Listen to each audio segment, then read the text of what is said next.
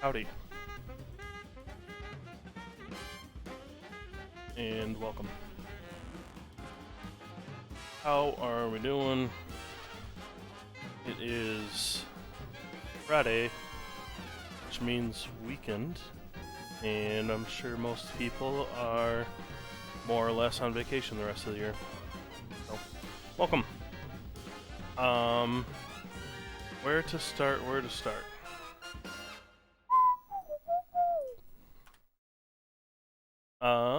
Well, let's get into some CAD work here. So what's the latest? What's changed since I last streamed? If you recall the last stream, I was working on my Hogwarts. So that I could put the model, the solid model, in the game, and then start manipulating it for the upper playfield and how all that's gonna. So this is where it's at. Had to kind of trim it down to fit it on the playfield where I want it, without crowding the main playfield too much. I still wanted to be able to see the shots up there. So it's going to be an acrylic playfield, and that way you can see through it, and you can see inserts that light up to tell you what shots to hit on the underneath. And then, yeah. So this is the Hogwarts castle. And this is pretty much the profile that's familiar to most people, or the silhouette that's familiar to most people.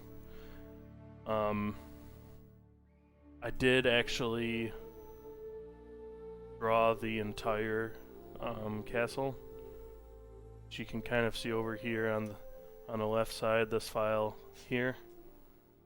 I'm not going to open it because it takes a while to open, but so I did do the entire castle, but trying to get that to fit where it didn't crowd the playfield too much, and it didn't just look scaled so totally terribly.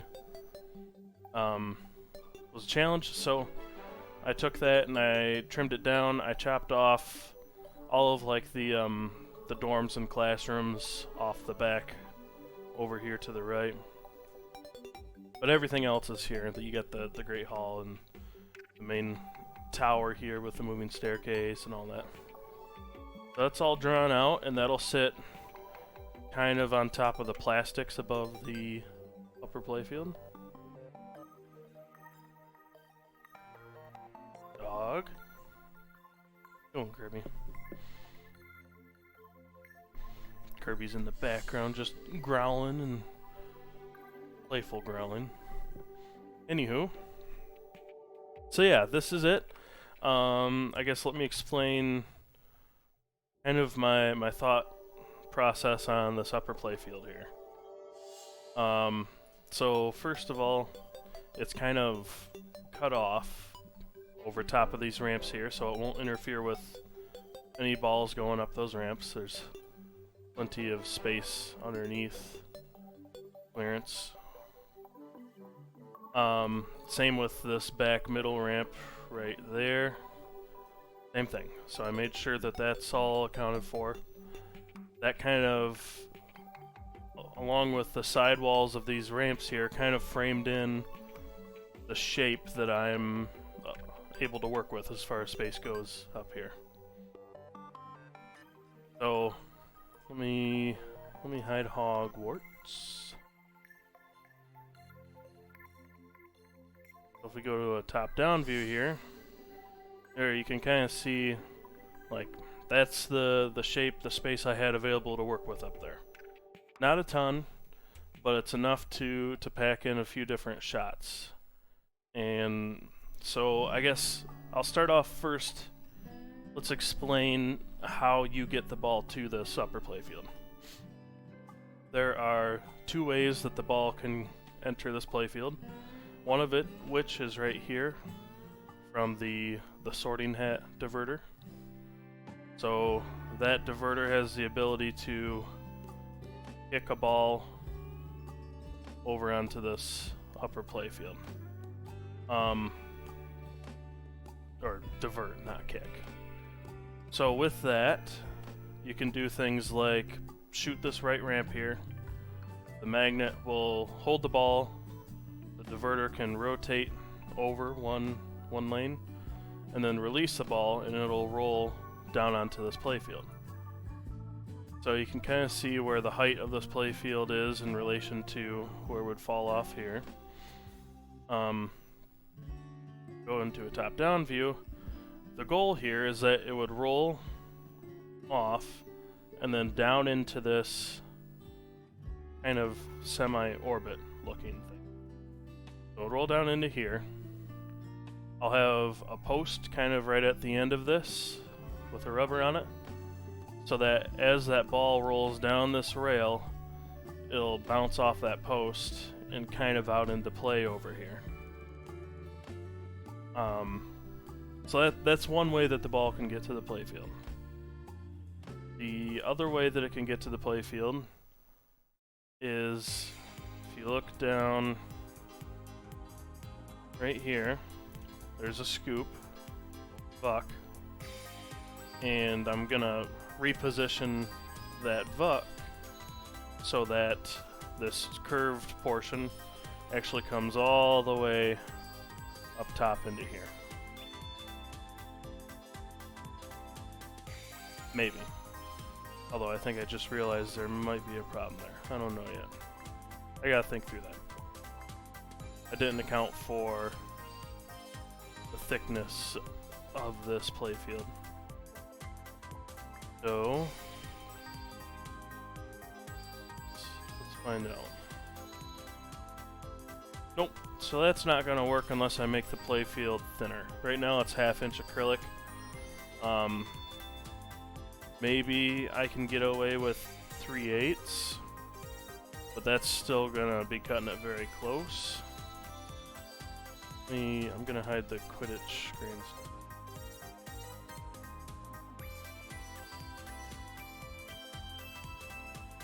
So yeah, from metal here is gonna be the biggest issue. And there's a good chance I might be able to notch that out a little bit.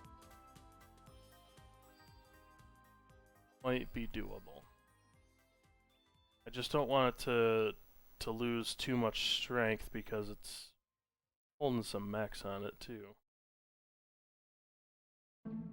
Let's see, if I go just from the top of the acrylic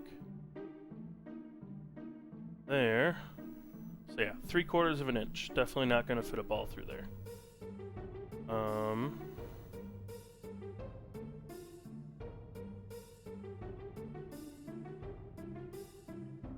I didn't think that through yesterday when I was designing this.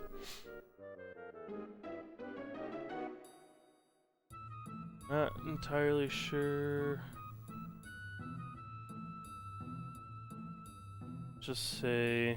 Let's just say I can trim this metal out here. I measure from there to there. That's also going to be very close. It's going to be almost exactly the size of the ball.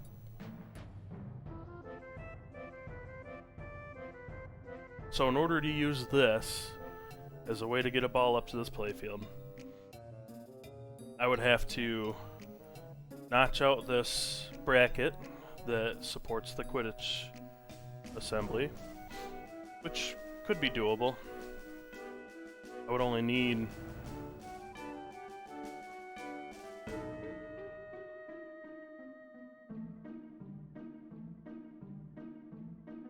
have to kind of like notch out maybe from there So that might be doable.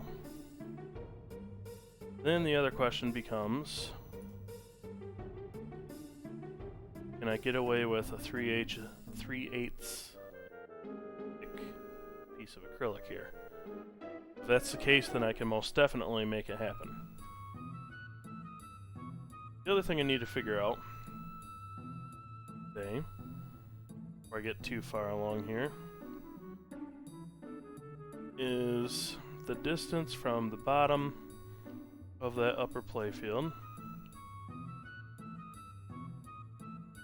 to the top of my main playfield.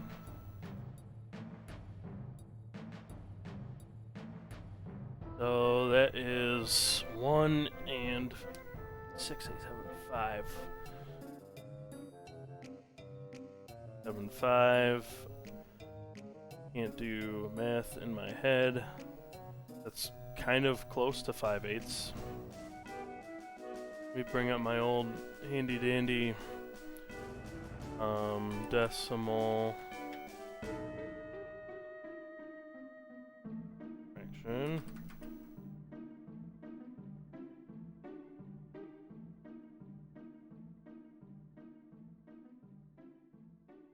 Okay. 0.6875. Yeah.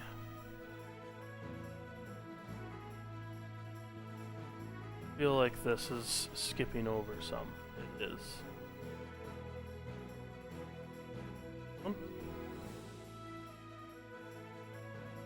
Better. A little blurry. Okay. 0.6875 is 11/16. It's been so long since school.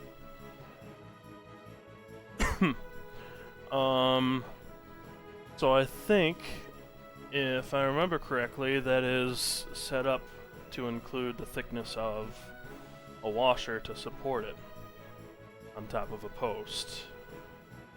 So that is correct height-wise. Should be.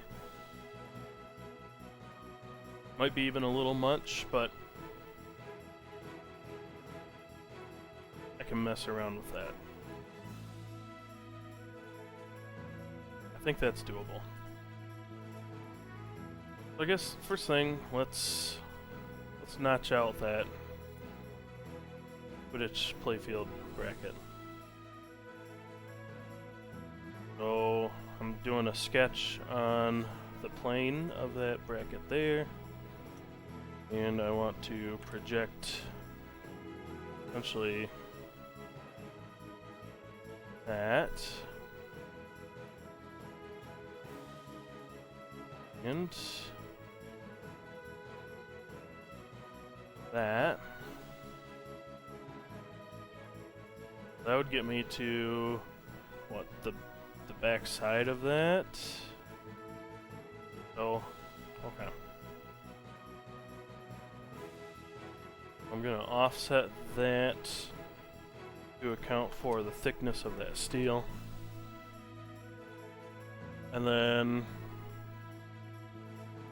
what I want to do is try to really keep this as least impactful as possible to this bracket. So what I'm gonna do is account for the curvature of the ball coming up there. See if I can 1.5 inches.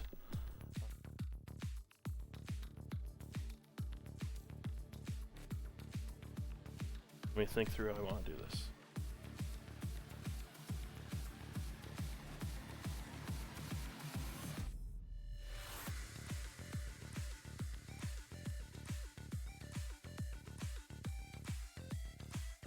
So, this is the profile of that curved piece. So I'm going to essentially place that in the corner so I can determine where that needs to be managed. So I'm kind of like taking this sketch and turning it sideways.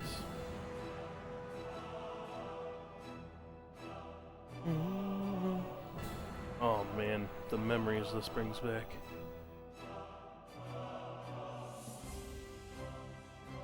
So that measurement there, which 19.6375.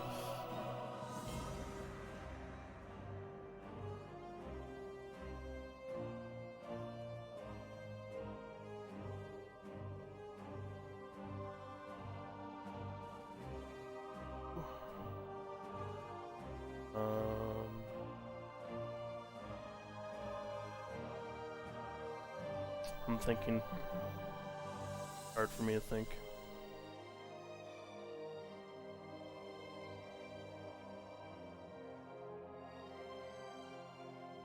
Okay. I'm getting this. I'm getting there.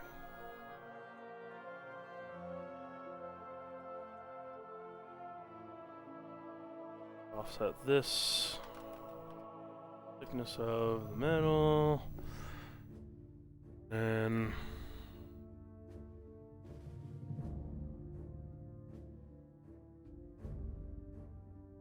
there's kind of my ball.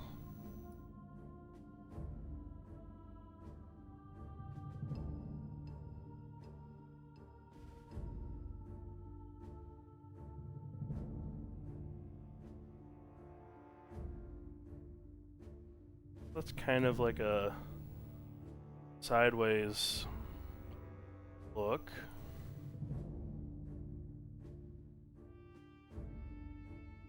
Then, let's say I want like 1/8 inch clearance between this scoop. 5. So this line here represents the bottom of my Quidditch playfield, the underside. This right here represents the side profile of that scoop. And now I'm going to calculate the distance from the underside of the Quidditch playfield to the bottom of the Quidditch bracket. So, another measure, bottom of the Quidditch bracket to the underside of the Quidditch playfield.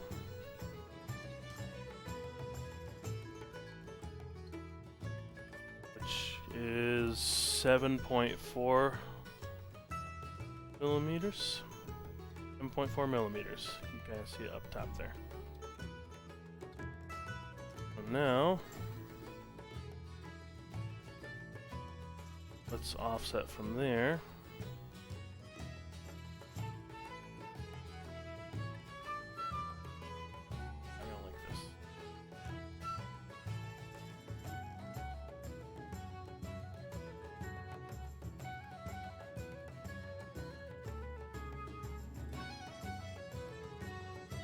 So there's my 7.4 millimeters plus my 1/8 inch clearance.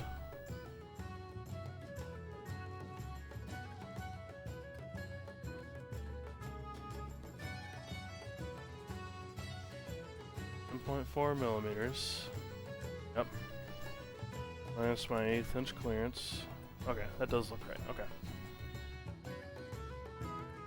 So that is the bottom of my Quidditch bracket.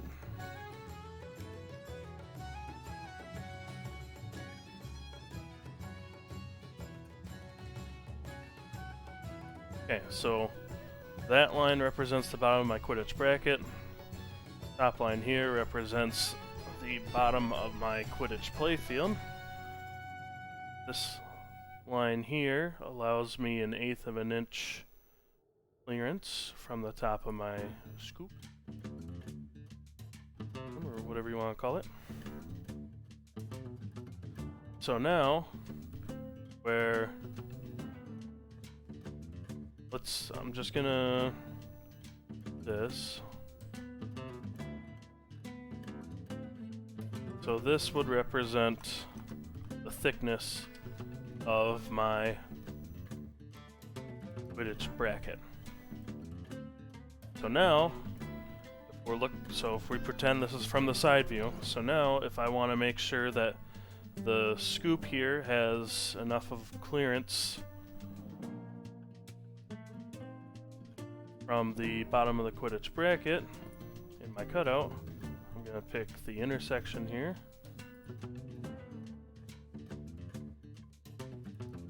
And I'm going to offset that 1/8 of an inch back that way. That is where my cut line is going to be on the bracket.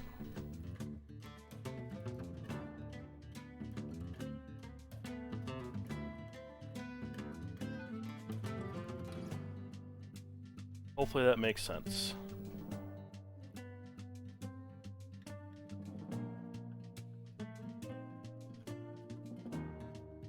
Okay, so that's there. I'm gonna turn all this other stuff into construction lines. No, I don't want to extrude any of that.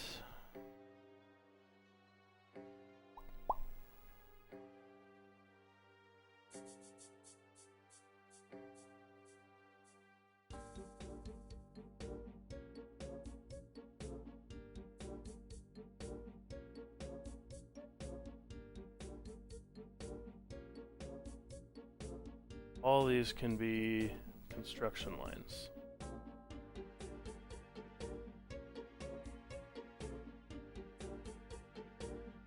Two. Here. Okay. Now I have there's the angle of the cut in. That's gotta kind of intersect. This is here. So, do some more extending and complete this profile out.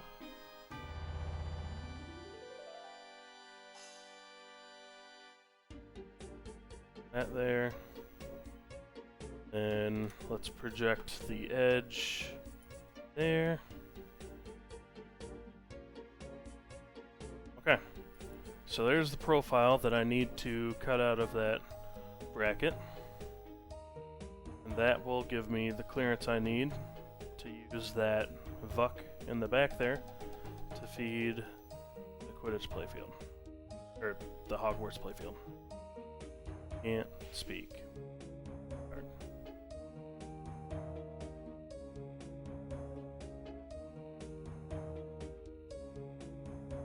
Okay. Oh, that one got extended, so up.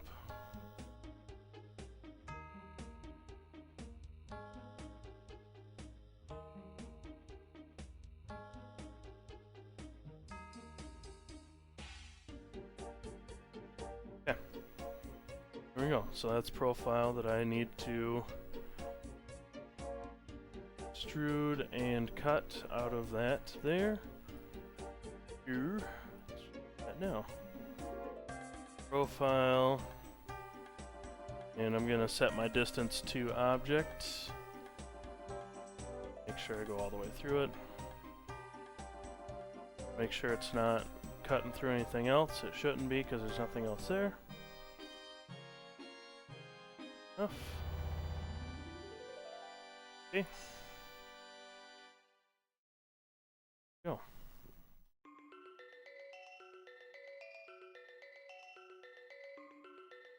Alright, so that problem is taken care of. So if I wanted to, and I'm pretty sure I can't because I have this all locked down as one solid unit right now. Find it. I need to do a lot better job cleaning this up. It's pretty awful. My organization was garbage. Let's see if I can move that. That's a big fat no. But you get the concept. That's what's going to happen. Is this scoop portion here now going to be elevated up so that balls can come out of that vuck.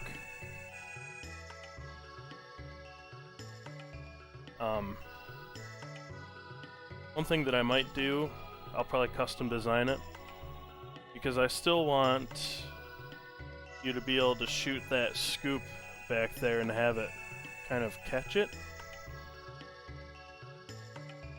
So I might allow it...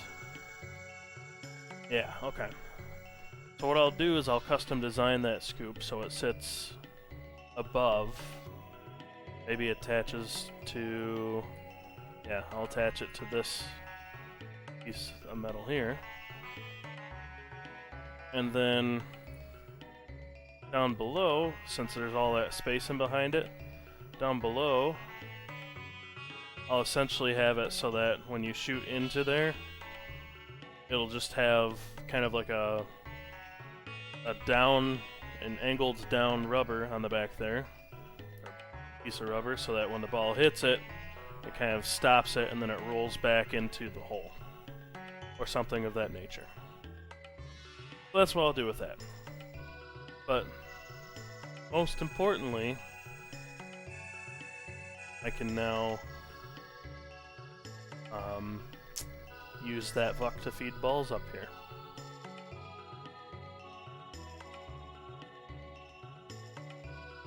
So I'll probably have to cut my acrylic down to 3/8. I don't think I need a full 1/2 of an inch, to be honest. So 3/8 should be fine. And I'll just adjust things accordingly. I'll still use 1 5/8 standoffs. And this is odd how that did that. I'll have to fix that. Around the back side here too, I'll have to fix that. Because there's going to be a standoff right in the back here where it'll mount. And then I'll have to find a few more places to kind of mount this playfield. I could probably bump this out back and behind there. It'll just be impossible to service anything.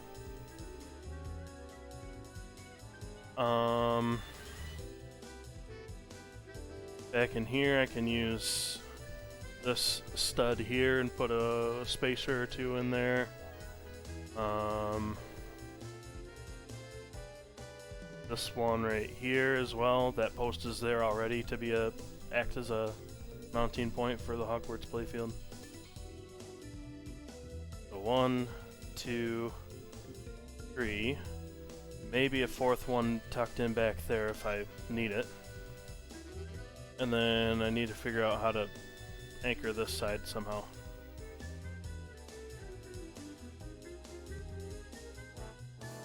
And this side isn't final by any means on the shape and how it's all going to work. And maybe squeeze a standoff here somewhere. Or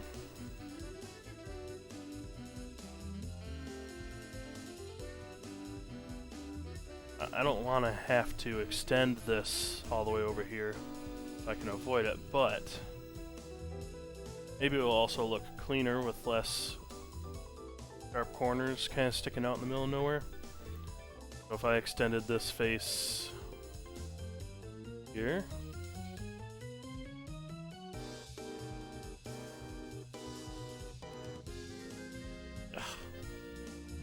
not what I wanted.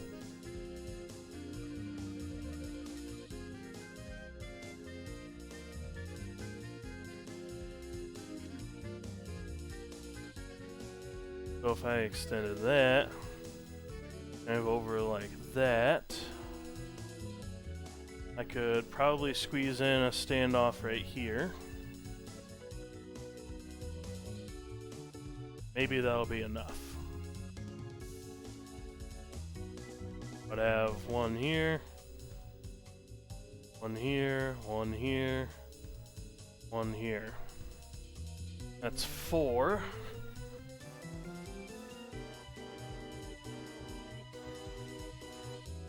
That might work. I could probably put one back here, but I'd like to avoid it if I can, because I'm already going to need space for the ball travel, and I'd like to try to avoid messing with that, because I need to kind of feather off some sort of a guide rail from like here, come around and protect all this stuff. Maybe I could squeeze another one there-ish.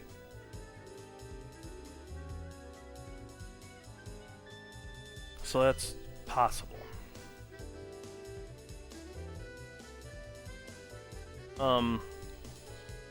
What my goal is with this upper playfield, I kind of walked you through the ways the ball will get fed onto it. So when it comes out of this vuck here and pours out, I need to solidify how that's going to feed out and down to the flipper. Because it could just kind of feed out and across here. Let's go top view. So it could feed out, and then if it kind of trickles off here, there's a good chance it's probably just going to go pew. So what I might do is put some sort of a way for it, I don't know how yet, to kind of come out here and then roll down this way. Or, depending on where the position of the post is out here, I could have it so that more times than not, it rolls out, hits that post, maybe bounces back this way, or I don't quite know yet.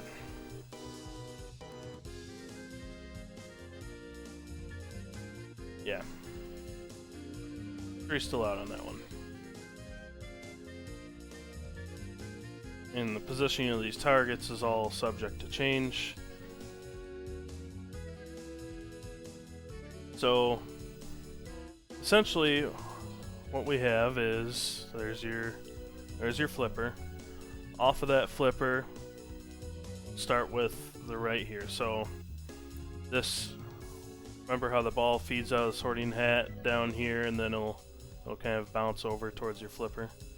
Well, if you shoot back up here, there's a hole that'll have it drop down into what we call the dungeons of Hogwarts, where Slytherin House is and things like that.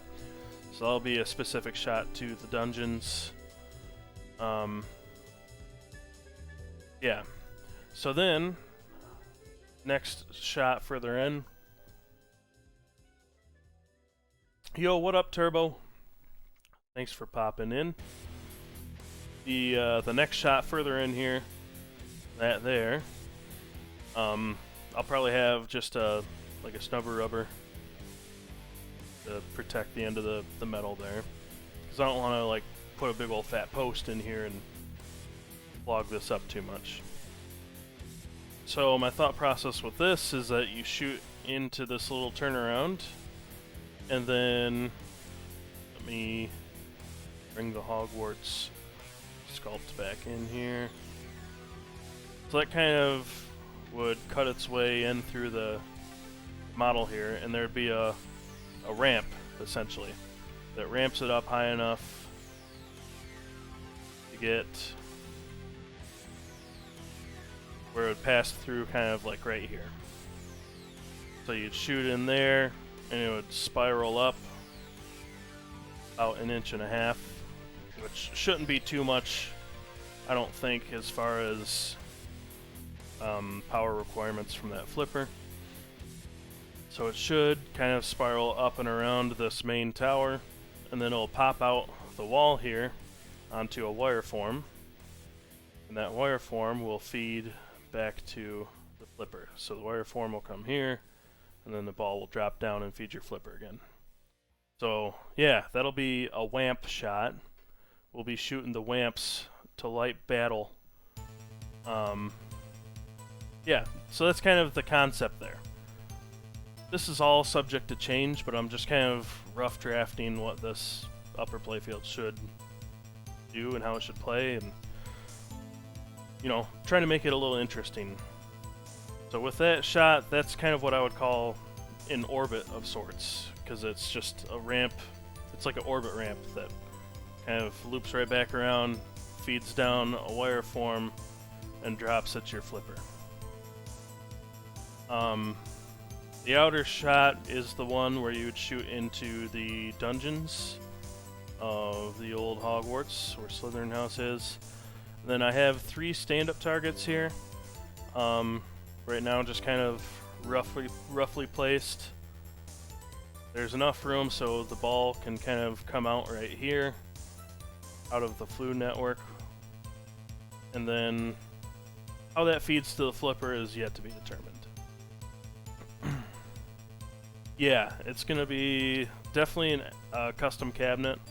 It was going to be custom from the beginning though, because what I want to do is take the LCD, and I'm actually going to mount it as like the backboard of the game. And what that'll allow me to do is to essentially render kind of scenes to set like the mood. So you would have the screen back there. Oh, maybe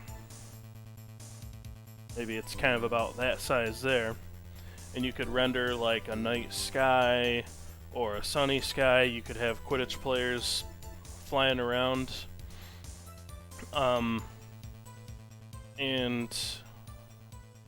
I would probably use that to also show the scoring as well. I don't want to have, I'm not actually going to have a head on this, it's just all going to be contained in this custom cab. But really I want it to set the mood, because as you progress your way through the years at school, and you see the tone in the movies as well, as like it just goes from kind of bright and happy in childhood and, you know, a world full of wonder, and then as you go through these years it just gets dark, and the lighting's more dim and grayed out, and so that's kind of what I want to do with the game. As you progress through it, it's all gonna kind of change and set the tone. Yep, I'm gonna get as wide of a screen as possible. I had figured that out at one point, I don't remember what size it is, to get my diagonal to equal the 24-inch-ish width. But yeah, that's what I want to do with that. And then back in here is the sorting hat diverter. So there's the sorting hat. He'll kind of sit back in there. I had these grand ideas to make it animatronic at one point. That could still happen, but I'm not a Disney Imagineer, and I've never made animatronics before, especially in that small of a little package there, so I don't know how that would work. But I can have its eyes maybe glow a little bit as he's talking, or his mouth will glow a little bit as he's talking. So that's the sorting hat diverter back there. So it's kind of starting to come together. Let me go back to, I was talking about Playfield. So I described the ways the Playfield can be fed with balls. One was a sorting hat, one was a vuck. Well, what happens when, or what the plan is when you kind of lose control and the balls drain off the Playfield, there's going to be a little guide rail on this bottom edge here. And then I'll probably extend this acrylic all the way over to this flipper. There's going to be a little drop hole in it. so that it feeds over and drops to your upper right flipper. Yeah, when you're done with that upper playfield, it'll feed over there and drop. The other thing that I would like to make happen that I haven't really figured out yet, but when you're shooting this kind of inner ramp that feeds that wireform, I would like to put a appearing post on that wireform and make a ball lock out of it. So I have a physical ball lock kind of just sitting in front of Hogwarts right here, which I think is probably doable.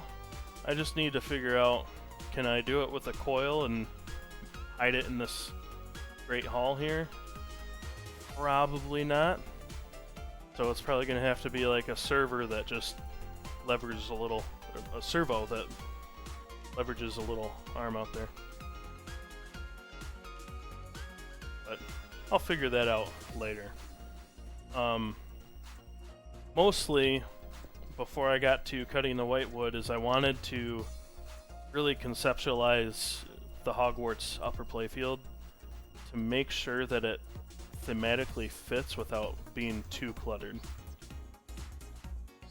Because if there was no Hogwarts castle in here, it was going to be a little bit disappointing. So I needed to find a way to make that fit and still have a playfield, an upper playfield that's kind of worthwhile and not just like stupidly placed. So I want this to be a meaningful playfield. I want you to have to go up here to shoot the not the basement, whatever. The pits of Hogwarts. The pits of Hogwarts. Where Slytherin house is. So I'll be like your Slytherin shot, and then maybe these other 3 stand-ups are your other 3 houses. I don't know yet. I haven't even really thought how the code is going to play into all this and what shots I need for the code. But I'm pretty much cramming everything I can into here, and then I'll find a use for it. So yeah, that's that. So, do you have any questions about what's going on, about my thought process, or why I am so crazy ambitious and this will never happen? Kyle, I can't believe you thought you could do this, you idiot. Feel free, chime in. I know, I signed up for way more than I should have here. But that's kind of why I've been taking my time, drawing the CAD, making sure everything physically meshes. All the custom mechs that I've had to design, all the subways, all the custom ball locks and this and that, I wanted to make sure that everything just meshed so that when I go to assemble it, I don't have any surprises on where things fit. It's like, oh shit, I can't fit this flipper here now because the bracket's 1/8 of an inch bigger. Should be able to avoid most of that headache, and should be able to avoid any redesign as well. So yeah, that's the Hogwarts upper playfield. The way I figure that I'll feed this is, I said the VUC, which was from the Flu Network, and then the sorting hat. So I was kind of thinking maybe you can get to the upper playfield when this Dark Forest shot is open, which is the far right outer orbit underneath Hagrid's hut here. So when that's open, then I would be able to feed the upper playfield via the sorting hat, because I can grab it out of orbit with a magnet and drop it into the subway and take care of all that. And then this other VUC here, I don't know. So the way that I see the Flu Network working, and the Flu Network is the two scoops. So this guy here, and the one tucked back under there, under the playfield. So the way I see those working is it's not going to be, oh, I shoot the scoop and it comes back out that same scoop. It's going to be instantaneous. So when you shoot that center scoop, it's going to pop out the left scoop. When you shoot that left scoop, it's going to pop out that center scoop into Hogwarts Playfield. But that left scoop is a very wide shot, probably similar to JGP Pirates. So it's going to be a far more rare shot. So I might try to, like when I have shot requirements on the Hogwarts Playfield, I might try to ease that pain by maybe if you shoot this left orbit here, maybe I can do it that way. So what I mean by that is every shot on this playfield has a way for me to essentially either grab the ball and drop it into the subway or divert the ball. I wanted every single shot to have multiple possible outcomes.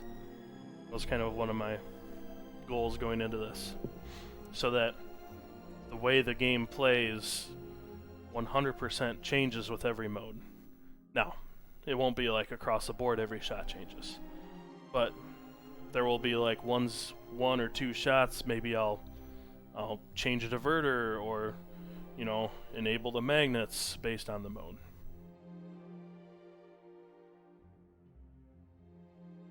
So that's that.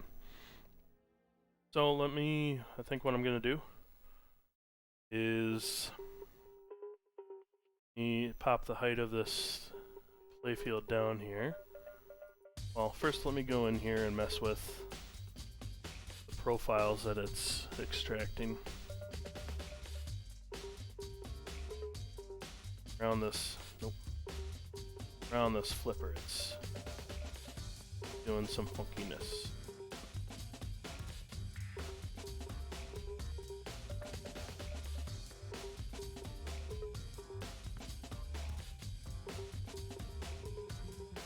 Okay, so there's that.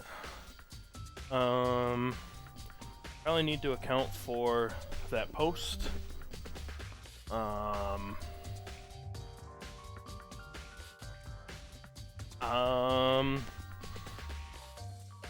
So I guess let me go back and mess with the sketch. As soon as that's finished. And I'm gonna save it too, so any of the work here.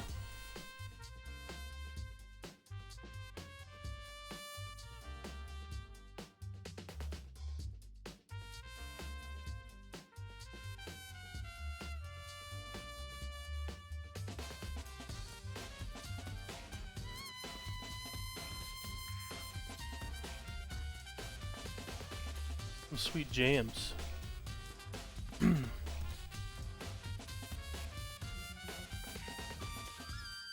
I like when the Cuphead songs come on.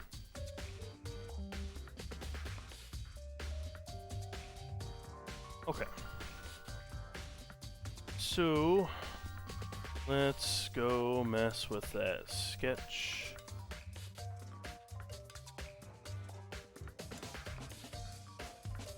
So I said that I would kind of maybe plop a standoff there.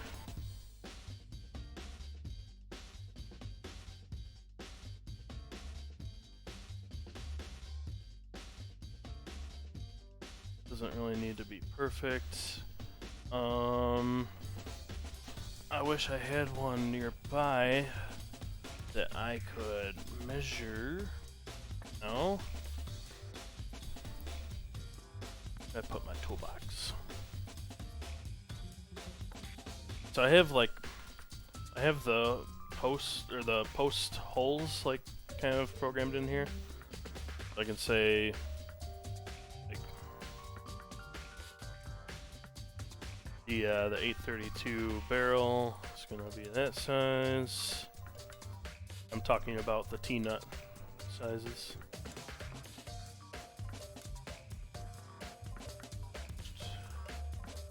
flange. So that'll be for when I cut through the playfield. But I need to account for the size of the standoff, and it's not gonna be like a post with a rubber on it. Let's go.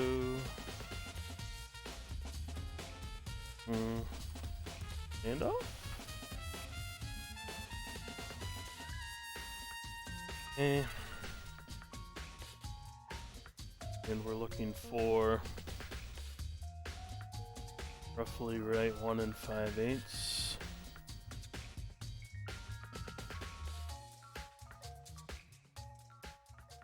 Thing.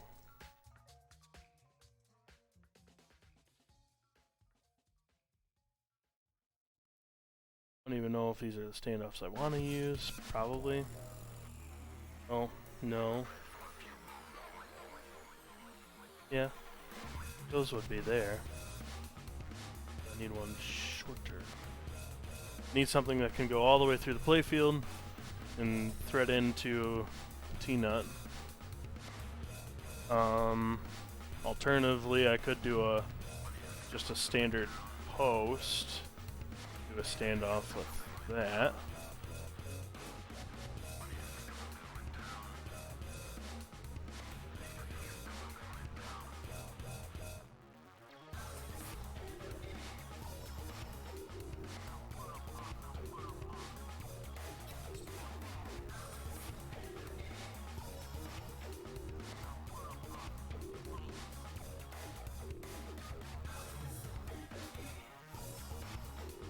One 7/16.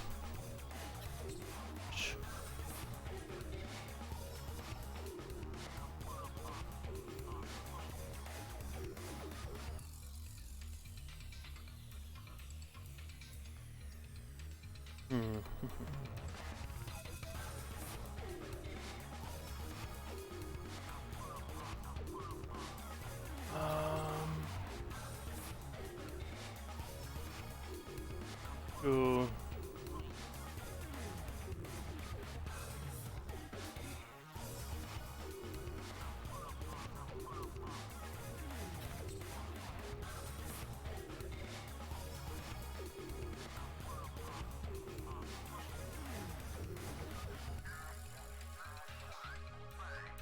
Those are like 1 1/4-ish. Factor in washers and all that stuff. So if I had a standoff that was 3/8, I could throw that on top of the post.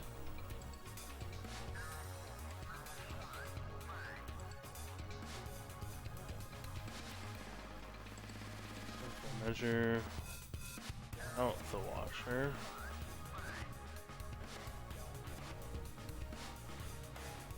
So it is 1 1/4.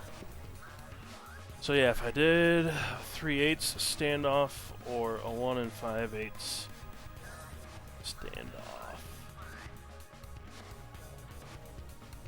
1 3/4.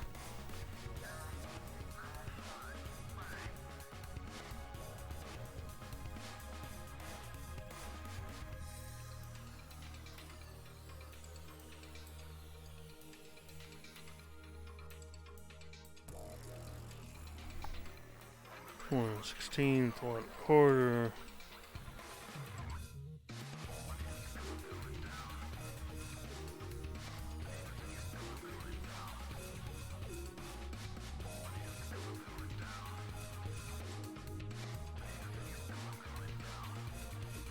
Who doesn't like shopping?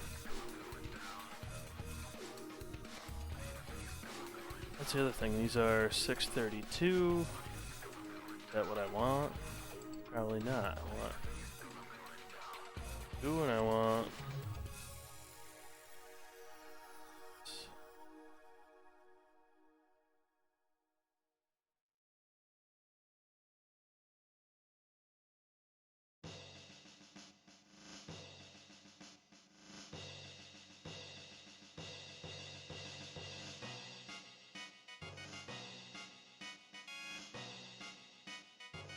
Because I would prefer to use a T-nut so it all just kind of threads into the playfield and not have to go underneath and mess with anything.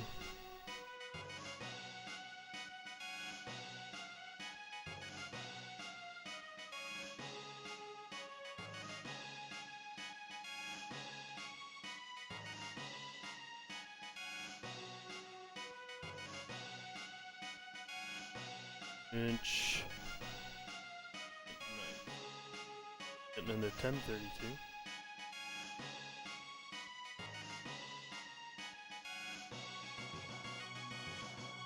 Um, 1 3/4, 832. Oh, it's awfully close. Worst comes to worse, I could get away with that. I would just have only a 16th inch clearance above the ball.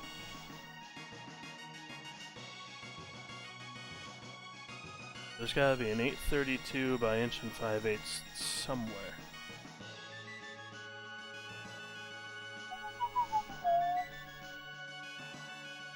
Well, that's the other thing. Does this one have... Great picture. Wow, that's fantastic. Yes, I do have a disc golf addiction. But, you know, they're collectible items. And, you know, some of them are signed and stuff. And actually, the best one is hanging on the wall back there next to the plaque. It's one where I got to play disc golf with the 6-time world champion. And I threw the best shot of my life, and they were all impressed. None of them said I should go pro, though. That's understandable.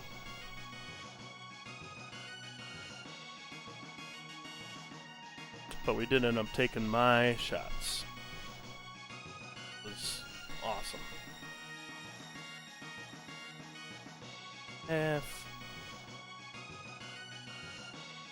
Oh, maybe I'm going about this the wrong way.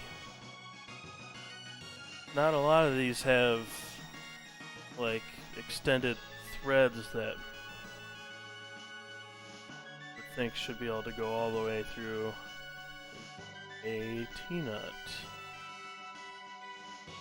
Maybe it's not a thing.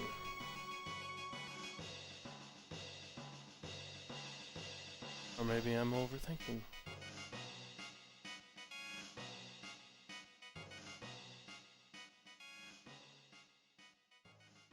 Gates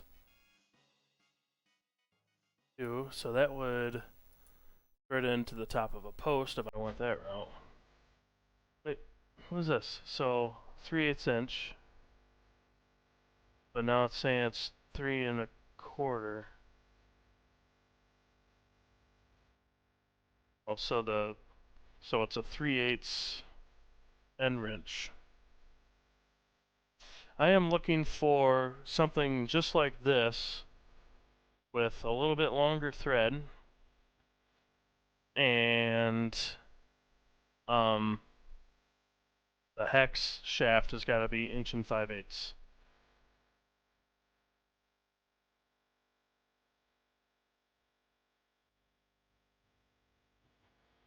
And it's got to be 832. These, they're not even putting the length. Spacing height is 2 inches.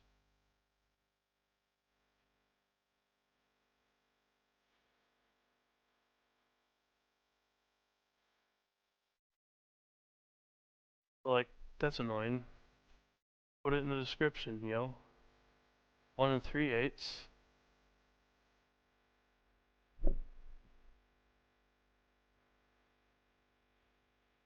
And their pictures don't match. Oh, so here's a 3/8 because that looks like a 3/8 inch long shaft.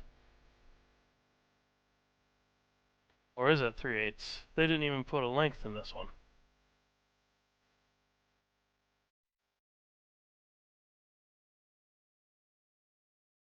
I just need to keep going through one by one. None of these have the length. One box is 1/4 inch, so that's definitely not what I want.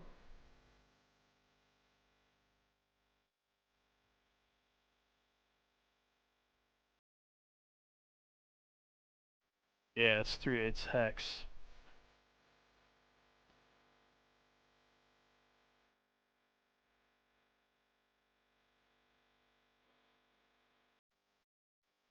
Hmm.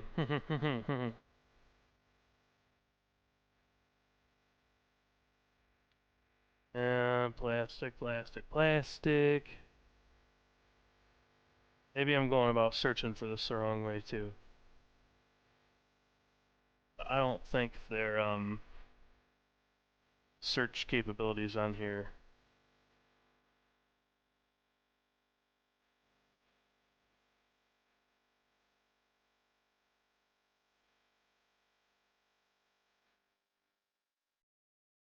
Those are threaded. Threaded, I mean 1/8 inch. In there. It's 2.5. 1/4 inch and 7/16.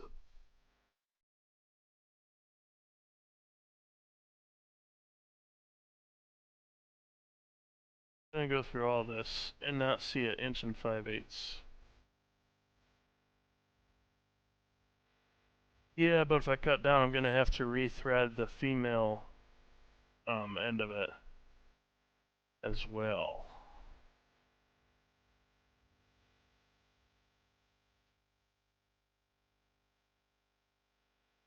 And I could. Oh, I don't like that.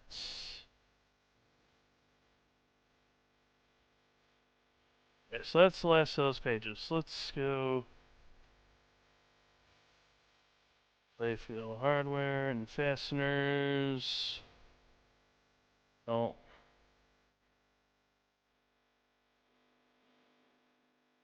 Playfield parts. Well, most spacers standoffs. Yeah, they don't have any kind of a filter thing in here. Can't filter by length. It's annoying.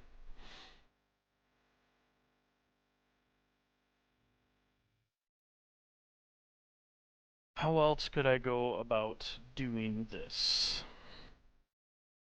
Oh, I talked about doing this route. So using a host.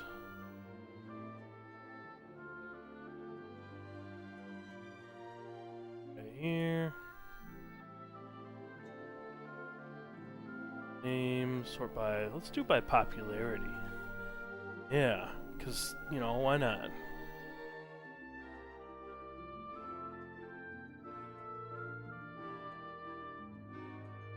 So 832, 632 top, that's the one I got open.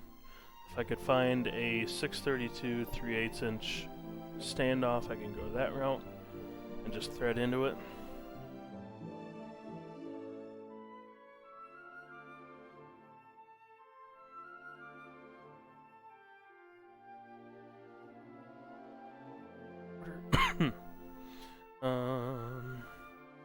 Post studs.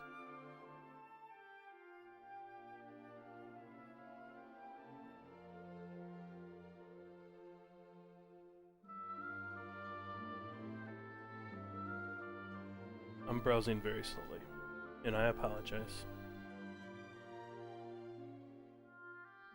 I'm gonna have to deal with it.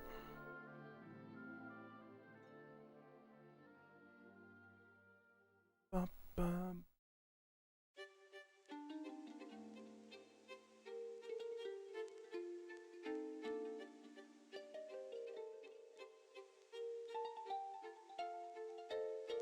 Posts. Well,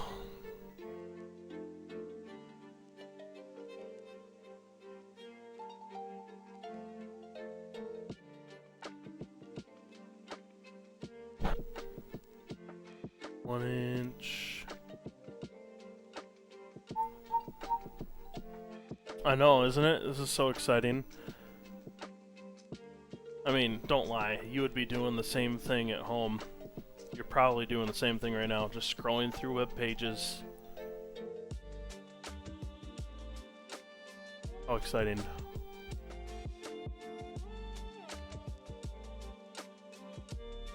One inch, 1 1/4, 5/8. Half inch.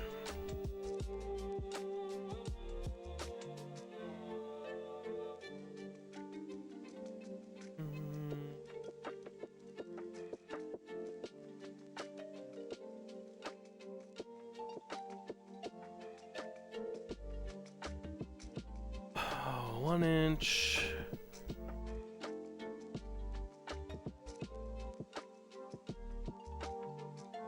Inch. 1, 2 1/2, 2.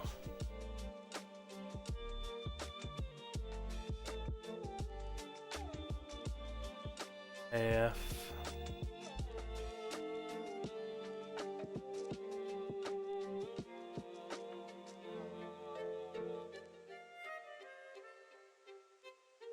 Alright. So I could... They're 1.5 inches.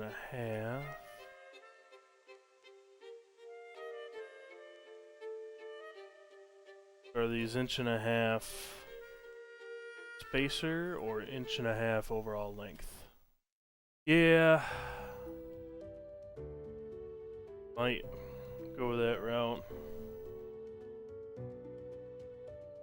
Either way. Ah, man. I forget the purpose why I even came here.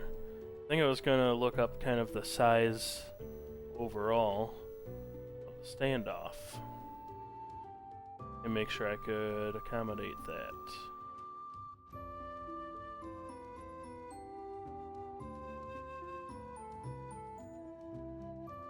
Five-eighths. Could stack a 5/8 on top of an inch.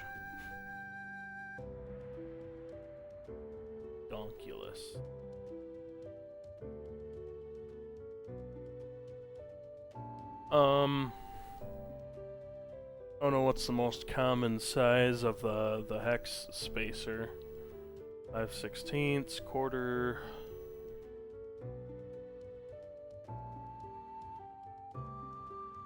Say 5/16 to be safe.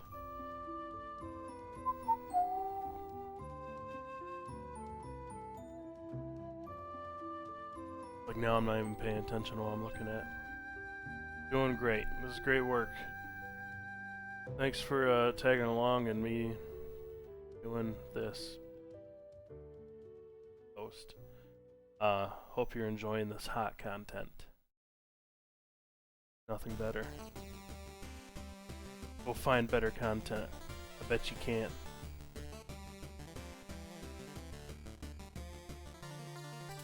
Look, I'm not a content creator.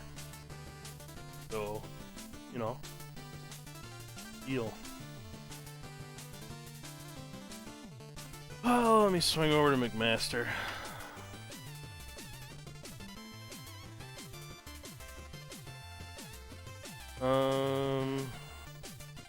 Let's see if I can just... Spacer? Standoffs. Thread size. I want 832 overall length. I guess 1 5/8 just must not exist. About 3/8. There we go. 3/8. What's the thread size in the top of a post? Is that 632? I think it is. It's also annoying that they don't have 1 5/8.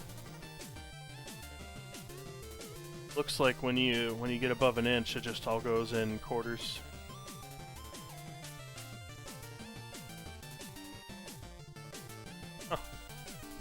Well, good thing I went here, because we would have been searching forever. Ooh, 1032. Do I need that heavy of a thread for supporting an upper playfield? I don't think I do. It's not like it's taking any direct impact, but maybe I could get away with that. 5/8 thread size, 632 or 1032.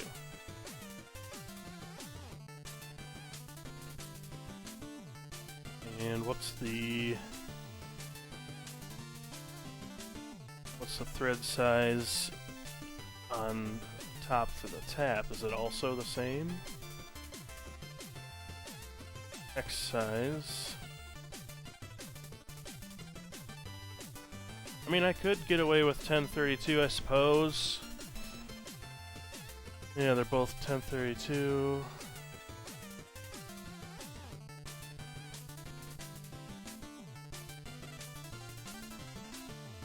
Well, let me go back to this here. And if I change this to the 1032,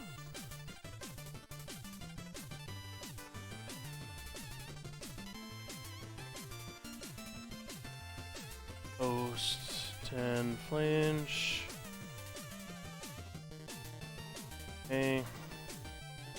Doesn't really impact anything underneath, I think. No, that should be fine.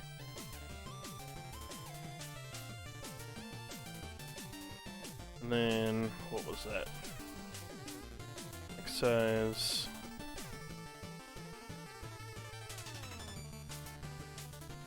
Creates.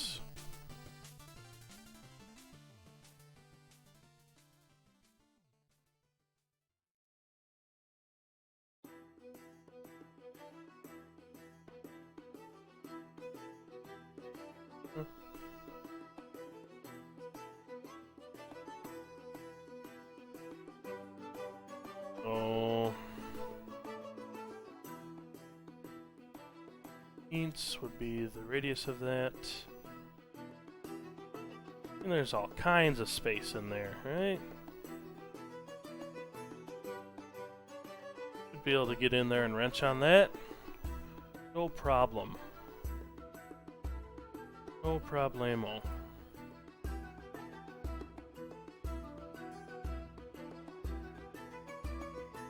Okay. All my reference files went away. Machine, screw, full size chart. Woo.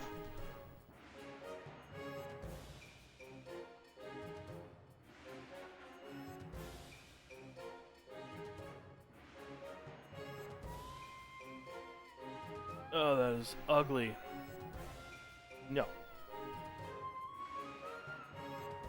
Alright, 1032. Close fit. 9 millimeters? Let's just go 0.196.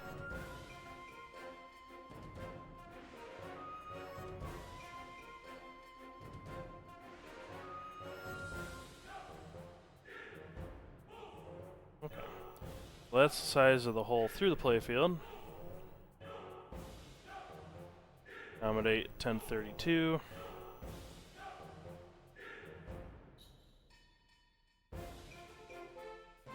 Yeah, let's do this. And oh, that's so annoying. Sometimes when I go to move things, it doesn't give me the option to copy it. And then the second time I do it, it gives me the option. Who knows? Okay, so that's gonna go there. Is gonna go somewhere back in here. If I can fit it. See that's not gonna have room back in there.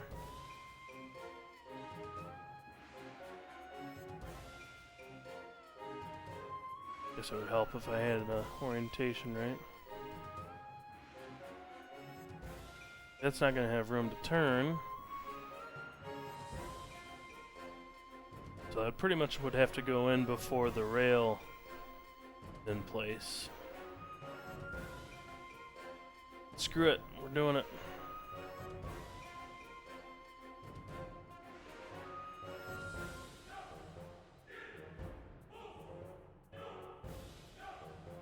And will I have room underneath for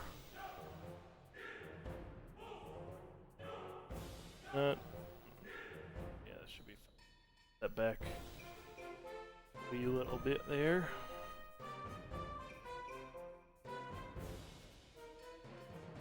Okay. There's that post.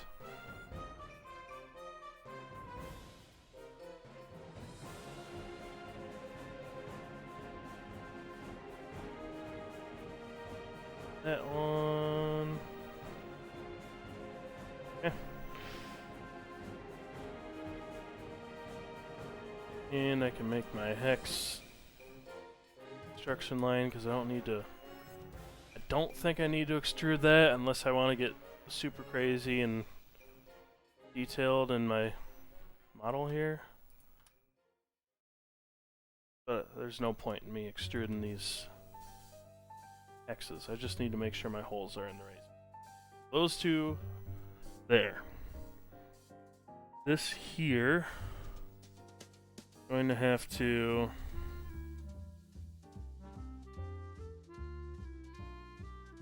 from the top of, I don't think I even really need a, yeah, I should keep the sling plastic there, just any balls from getting trapped inside there. So if I stack a bunch of washers on top of the standoff there,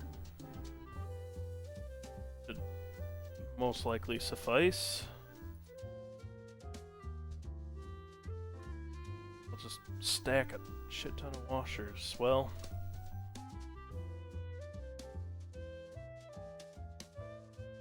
because that thread's not going to be long enough. I suppose I can get longer thread.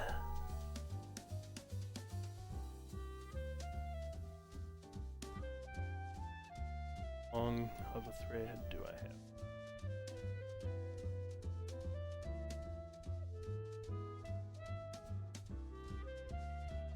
Oh, I really need to organize all this better.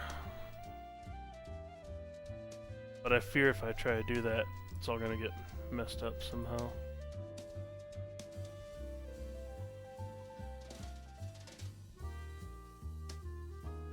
Oh, I passed that.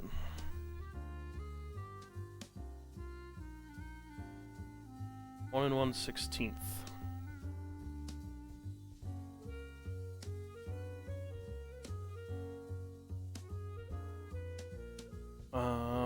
Well, that can't be the threaded height.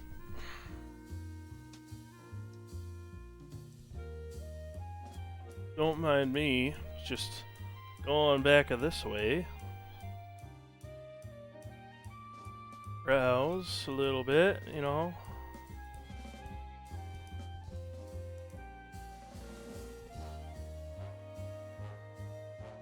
I would think you can get longer thread. Pretty sure you can. Because if I can, I'll just get super long thread that goes all the way through.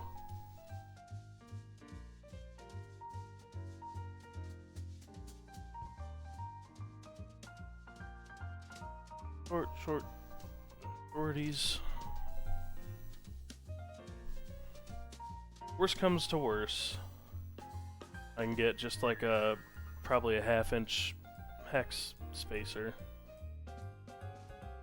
Go from here to here. Like 327.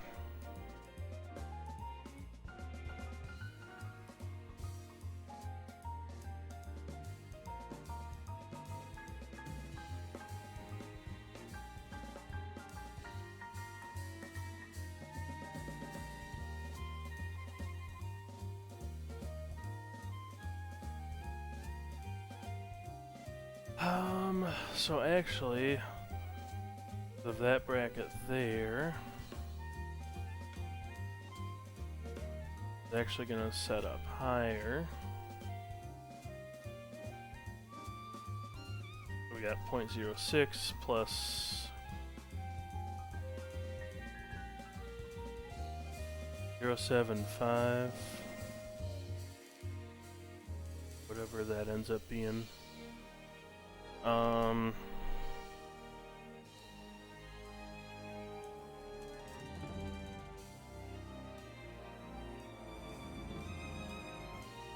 So, okay. Here to there is 0.327. That's 0.06. I could get away with like a 1/4 inch X spacer thingy. Majigger. I don't know. I can figure that out though. I don't need to put a new post in back there. I need to change out that post for a different with female threads or longer stud on top. I can do that. That's mount point there. This mount point over here. I've got that post there right now. That can probably be changed out. Whew. Ugh. Breath after seeing all that. So that one I can throw a 632 3/8 inch long spacer. So let's see, let me just open that in a new tab. Go back here.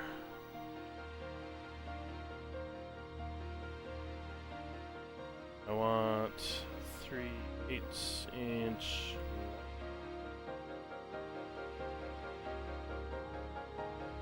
do. Okay.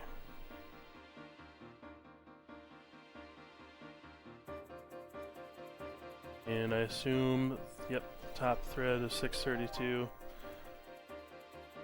So yeah, I can just pop one of those there. It is a 1/4 inch drive.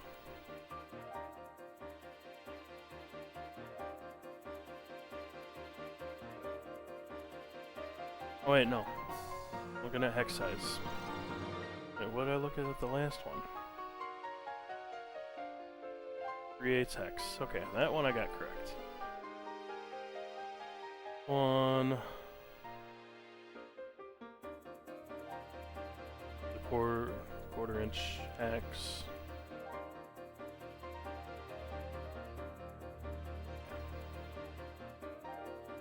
Oh, nice.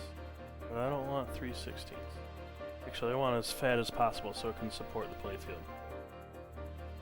5/16. There's a nice fat standoff.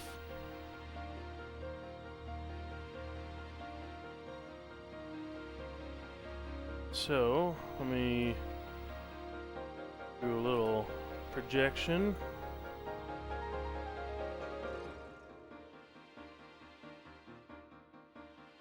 And this needs to be, what is the close fit hole size for 632?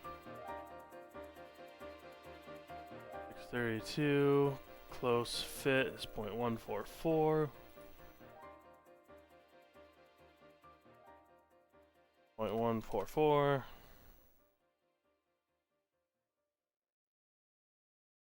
There's my hole through the playfield. And that will be also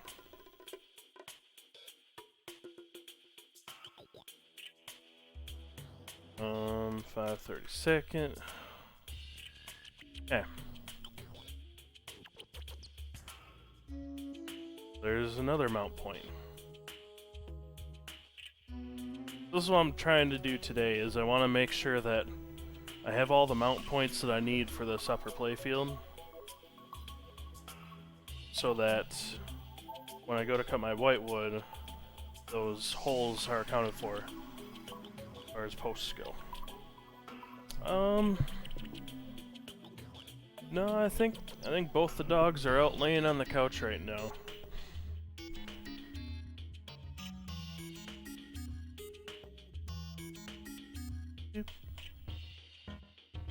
Okay. So that mount point is good.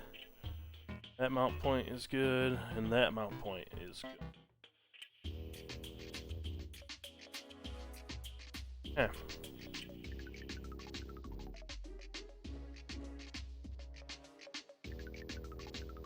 Probably, I really want to save on space back in here. I'm going to change this one to go the route of a regular post. So let's do 832.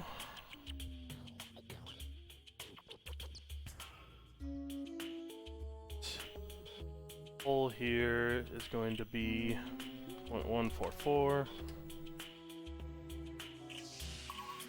That's the hole through the playfield.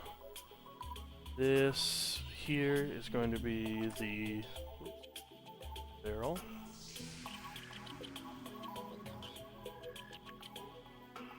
Okay. The size of my hex is going to be 5/32. Okay. There. And it gives that a little bit of breathing room.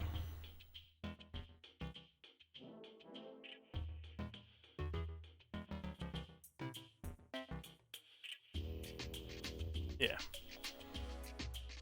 So, mount point 1, mount point 2, mount point 3, and there will be a fourth right up in here.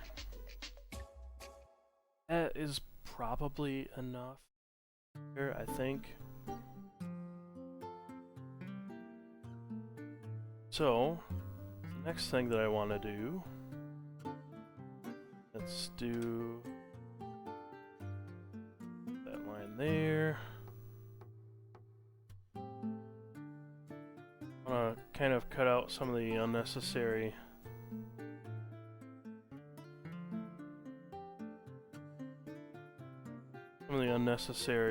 size here.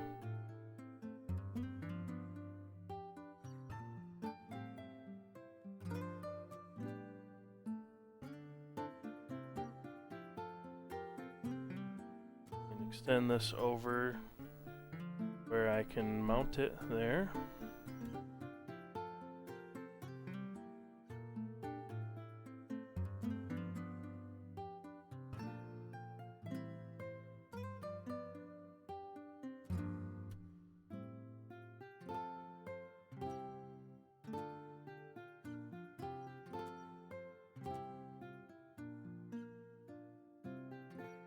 Means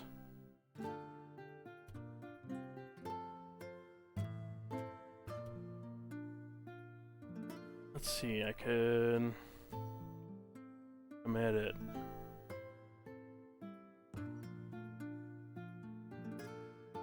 that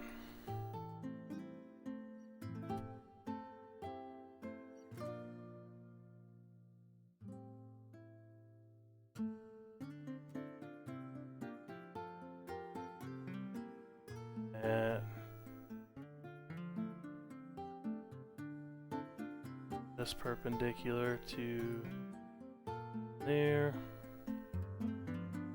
Give it a little bit of a radius on it.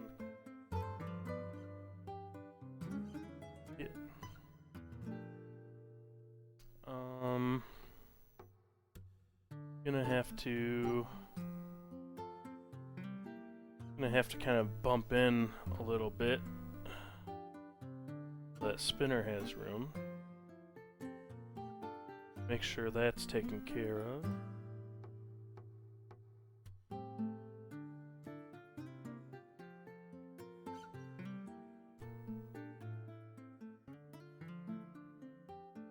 That spinner needs how much?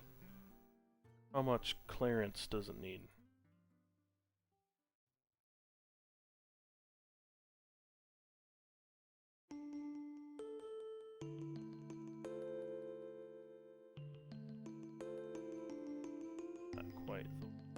It.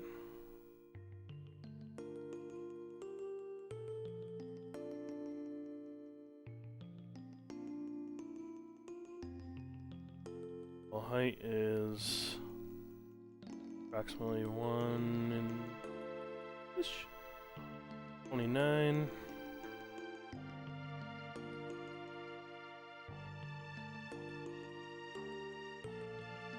That is offset.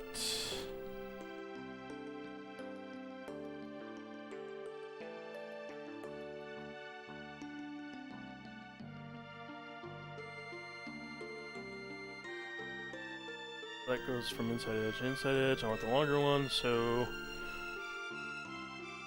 approximately 4 millimeters.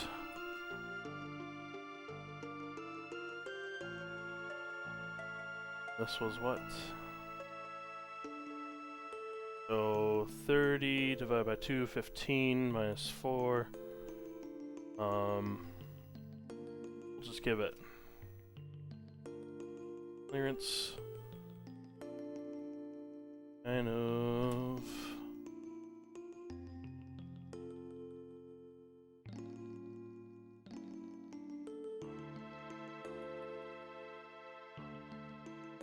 Now the center line of that.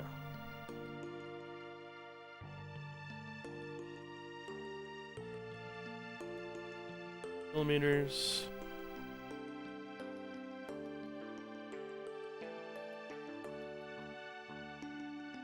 Something seems off in my calculations.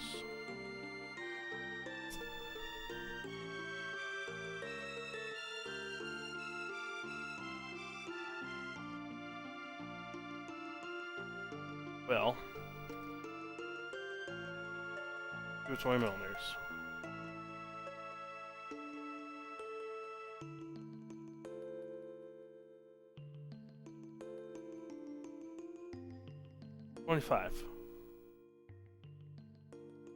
Give it a full inch. Okay, that's plenty of clearance. And yes, I'm saying clearance.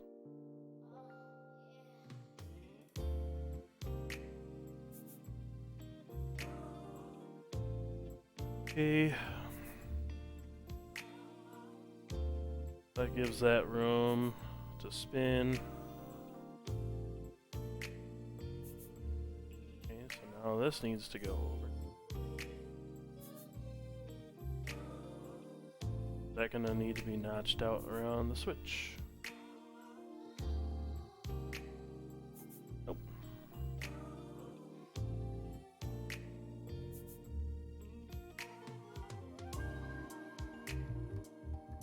Then whoop.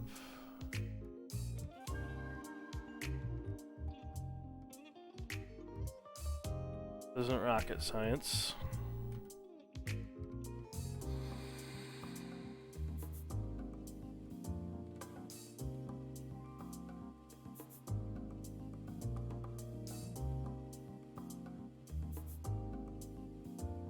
Construction lines. Trim up this corner. Yes.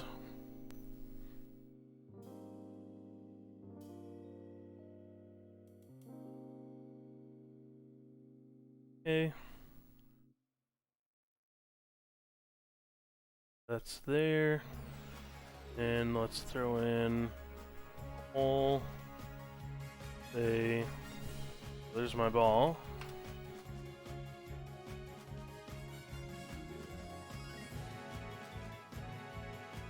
Right.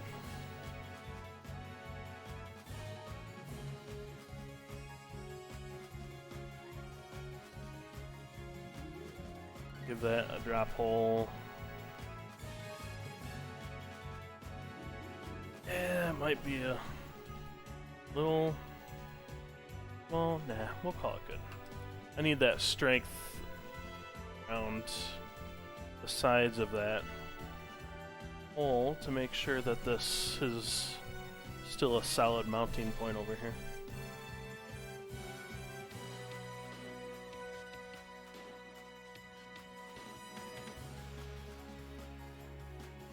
wonder if I can set the distance equal from...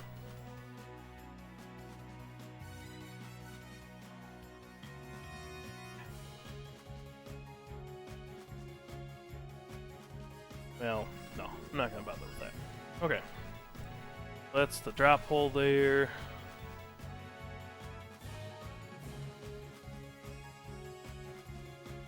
Got this post hole here, which... that's not gonna take too heavy of a hit. But let's still put a...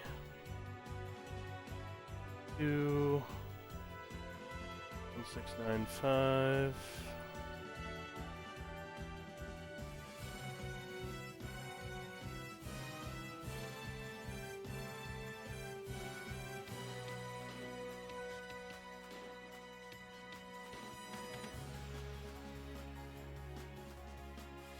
So there's a hole.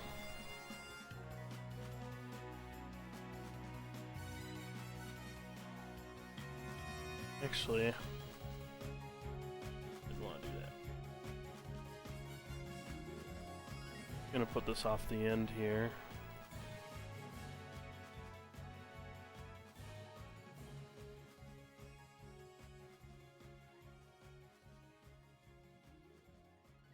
So it doesn't interfere with my...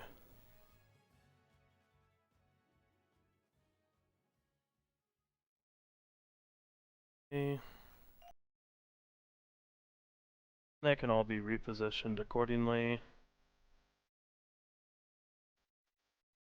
Okay. So I've got my mounting points accounted for this whole playfield. I think I just hit the escape key instead of... Okay. Now we need to mess with this extrude. That's the hole for that. Hole for that one.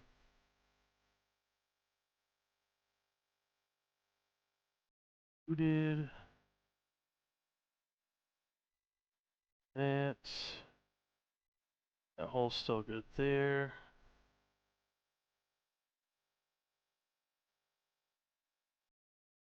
Hole goes there.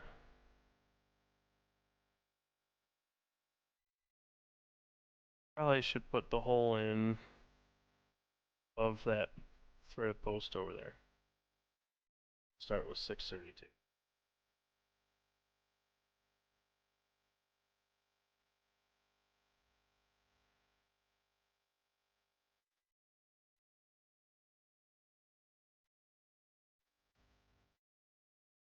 Cuphead music's sweet.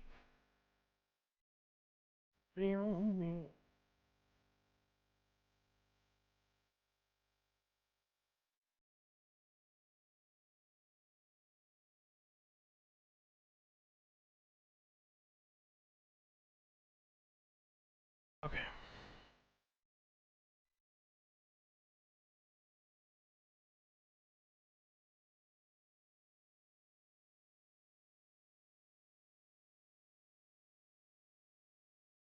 Nine holes are good. I said I was gonna go do that one real quick. Bear with me.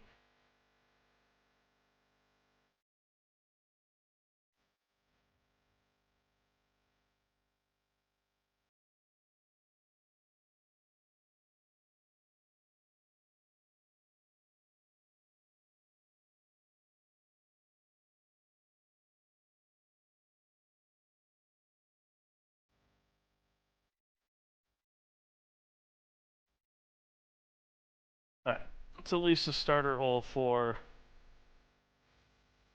that there. Alright, everything like that one, I gotta add that to it.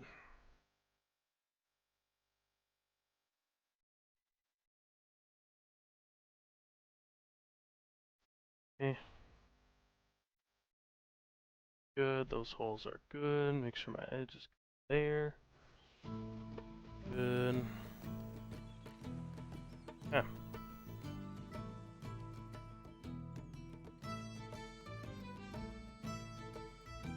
Alright, there's a playfield. More or less.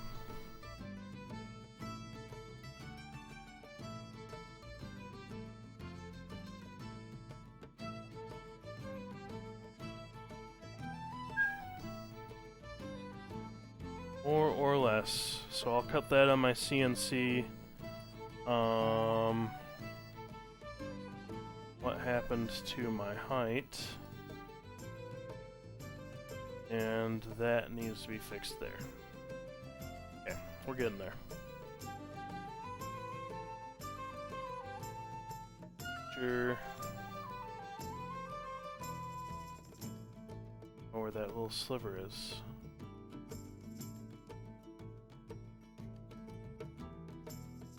Got it. So it should be negative.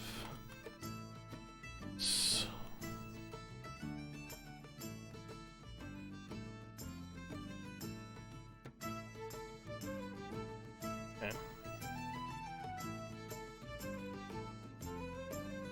I could do ½ inch, I would, but I don't have room over on that left side there. That is what it is. Now how I support these rails and everything is going to have to be done from above. I'll have to create a bracket to hold those targets in place.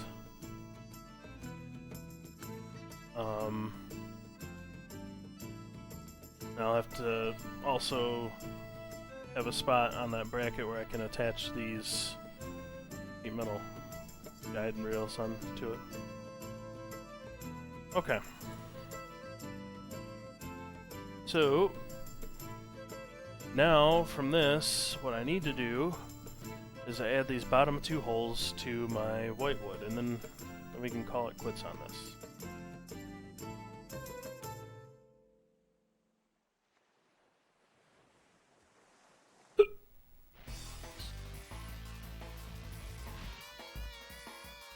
Let's find that sketch.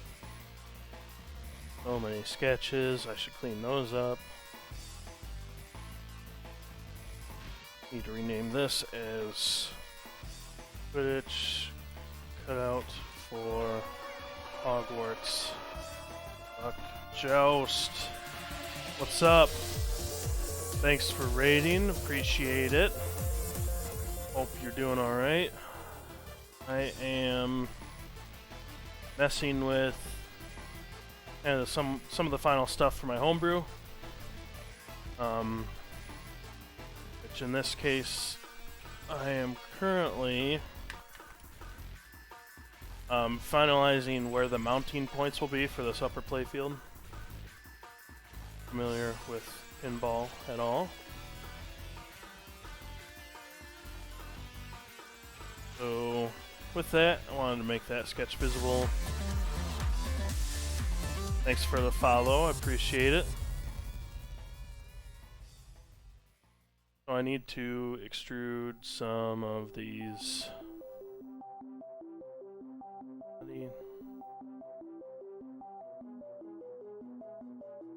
Oh, you know what? That is a body, it's not a component yet.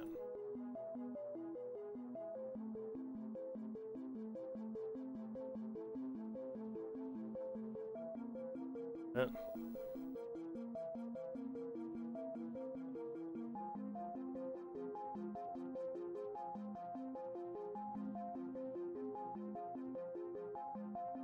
So I need to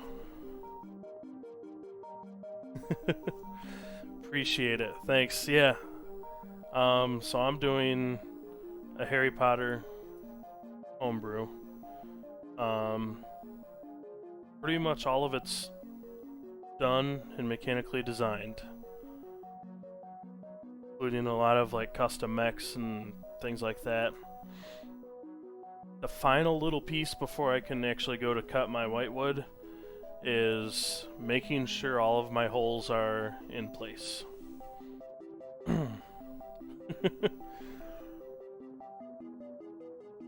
I also suck at pinball. I'm definitely no expert like some of the other people you see out there playing.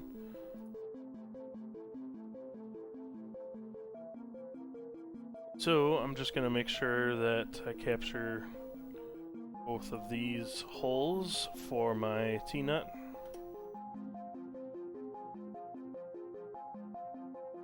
Everything else should be already good. I'm just going to extrude those from the top of the playfield to the bottom.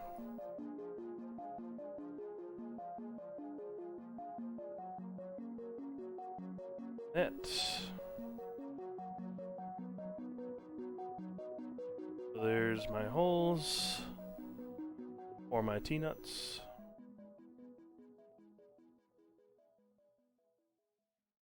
And then I also need to assess the flange of the T-nuts. So I will do that. That guy there. This one here. Let me make sure I get all.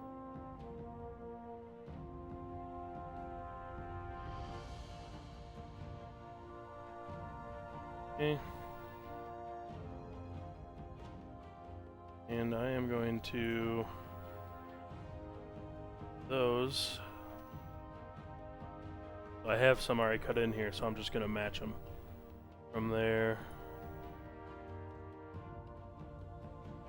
Cannot complete extrusion because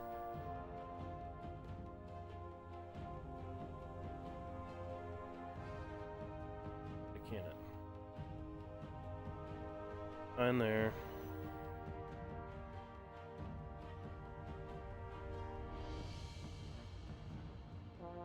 Fine there.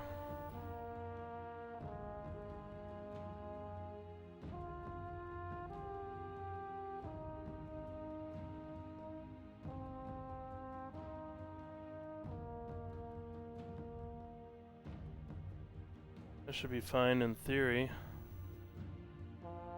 That's that. I can't really see the hole underneath that bracket.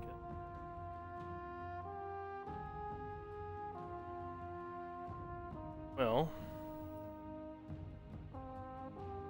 this way. I'm just going to start it from corner.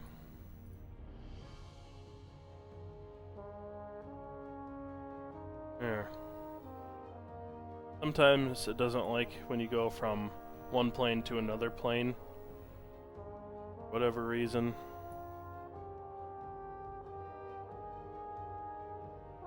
Alright, so that one looks like that's going to be fine there. This one should be fine here. Both are just kind of tucked underneath.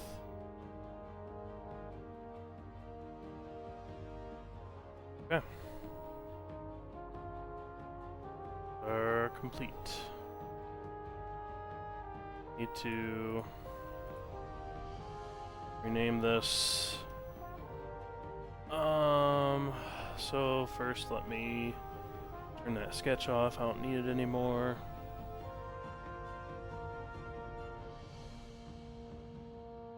What an absolute mess of a file.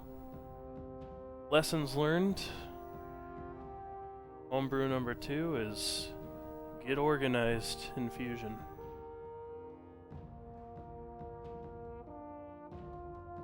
The old Hogwarts Playfield should be able to remove that. Let me save this first, so in here.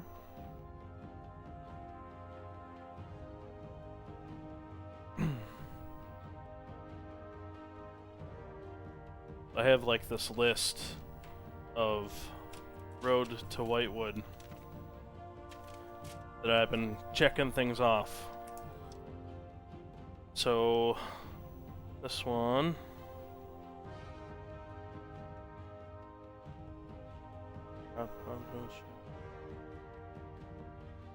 How did I not have this one even on here?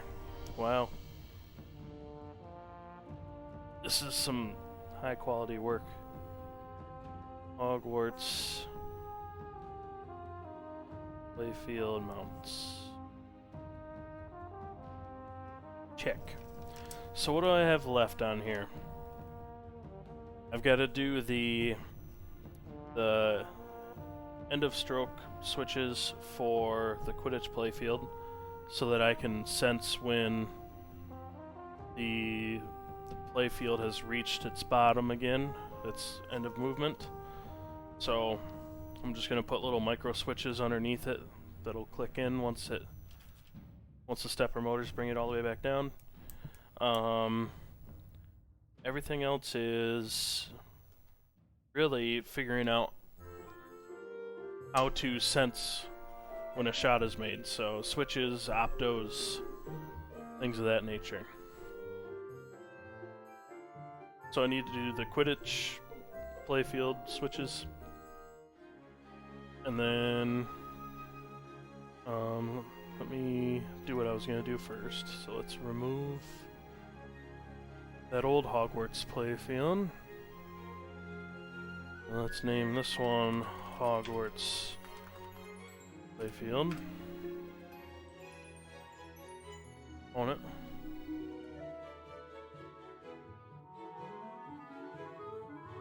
Okay.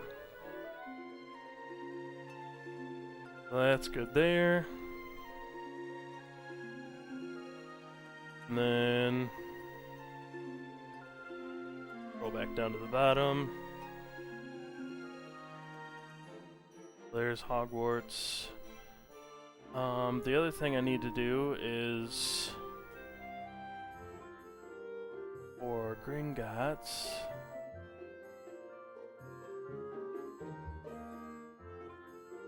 Inside of this mech here, I need to position some optos to know that I have balls in that lock.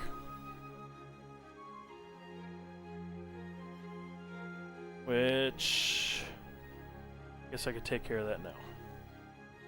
So, first thing, since I did that little management with my components, I'm gonna save it.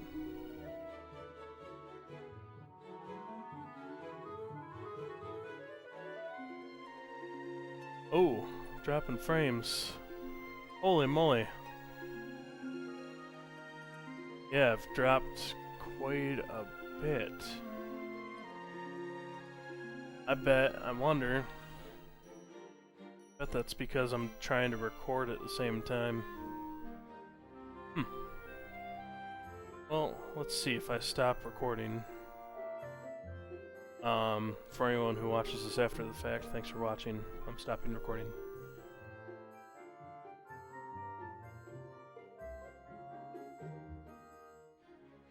Okay.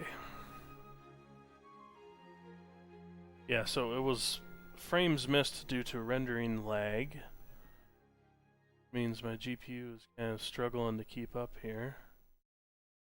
But it looks like my dropped frames might be... Yeah, it looks like it's dropping a little bit. We'll see. Could be my my network is just, even though I have it hardwired in. Okay, so I want to add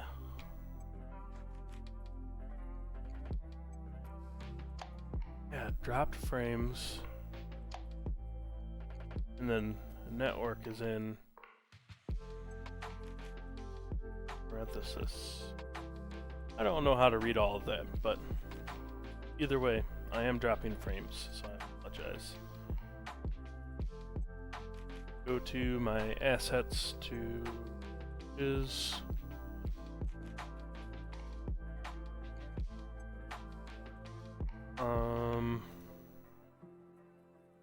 throw one of those in here and see how big that is. I can fit that on my Gringotts mech without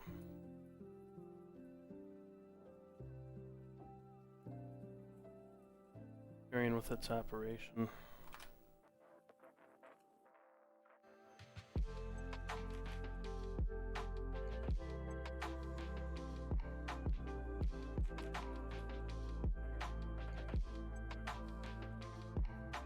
Man, computer's chugging along here.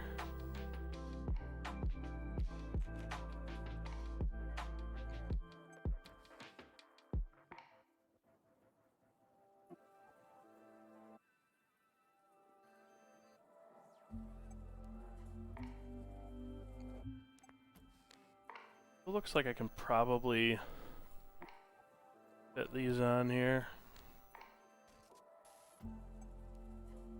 I'll just have to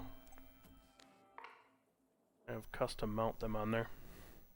I don't know with what.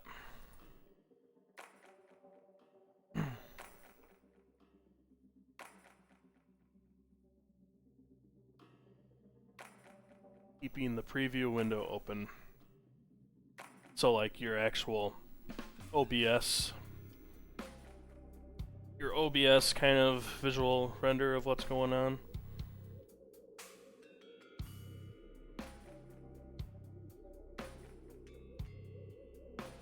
Could pop out my chat and then minimize OBS and do it that way.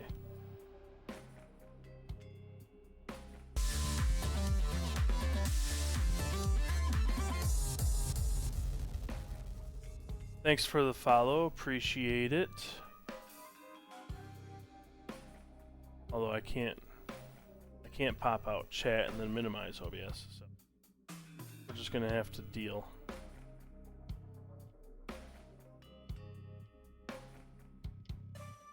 In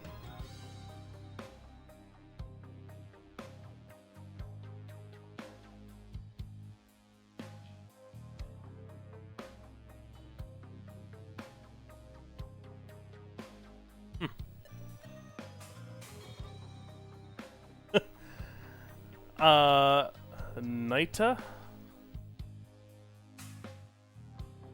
Yeah, that's what I'm going with.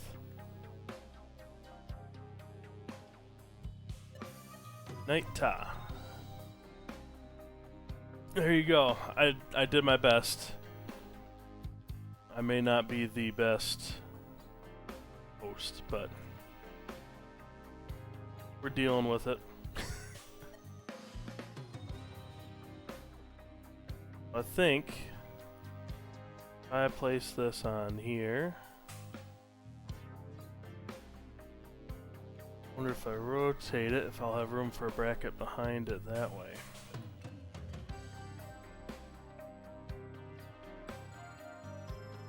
Almost. Gonna probably interfere with that reset. Thanks, appreciate it. Appreciate the follow. Welcome to the stream and chat and all that stuff. Feel free to ask any questions about what I'm doing. About what my thoughts are on why I'm doing things a certain way with this. And all that, you know. Happy to answer.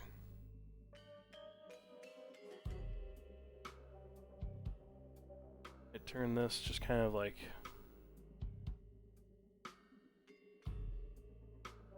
that way. That's how I can fit those there.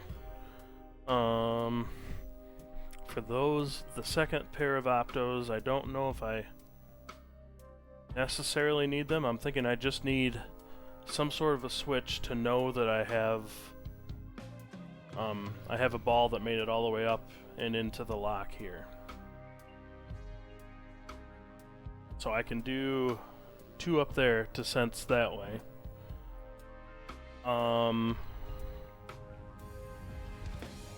then I have this switch here is set there so that I know, I can guarantee that I know that the lock is actually engaged. So I shouldn't need 3, because if I triggered that top switch, I can count every ball that goes in until I release them, at which point this switch will be, I'll probably set that to normally open, at which point this switch will be closed, and then I'll know that the balls have released. Okay.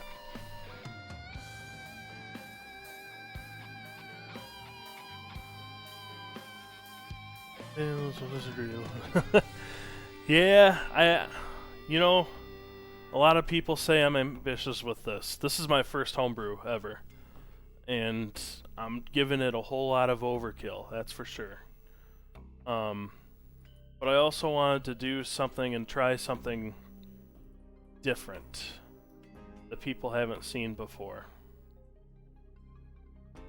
So with that, you know, I've been creating a lot of custom mechs and creating a lot of interesting ways to play the game.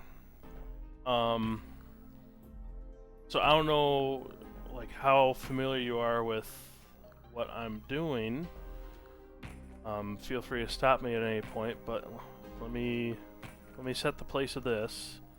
I'll give you kind of an overview of the game, what I'm doing.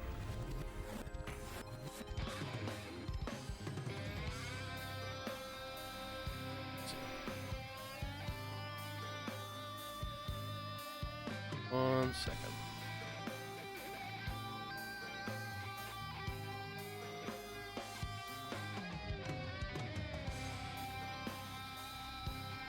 And all that rotating I did.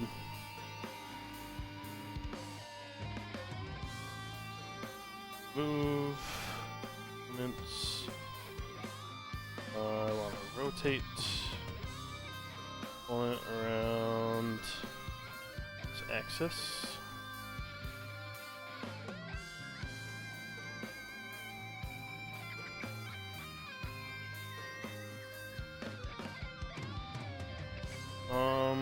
Let's just call it like 130.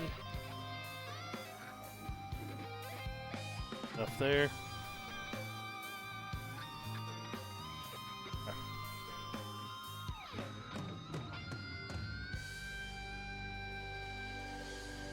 So that's what I'll do for the opto there.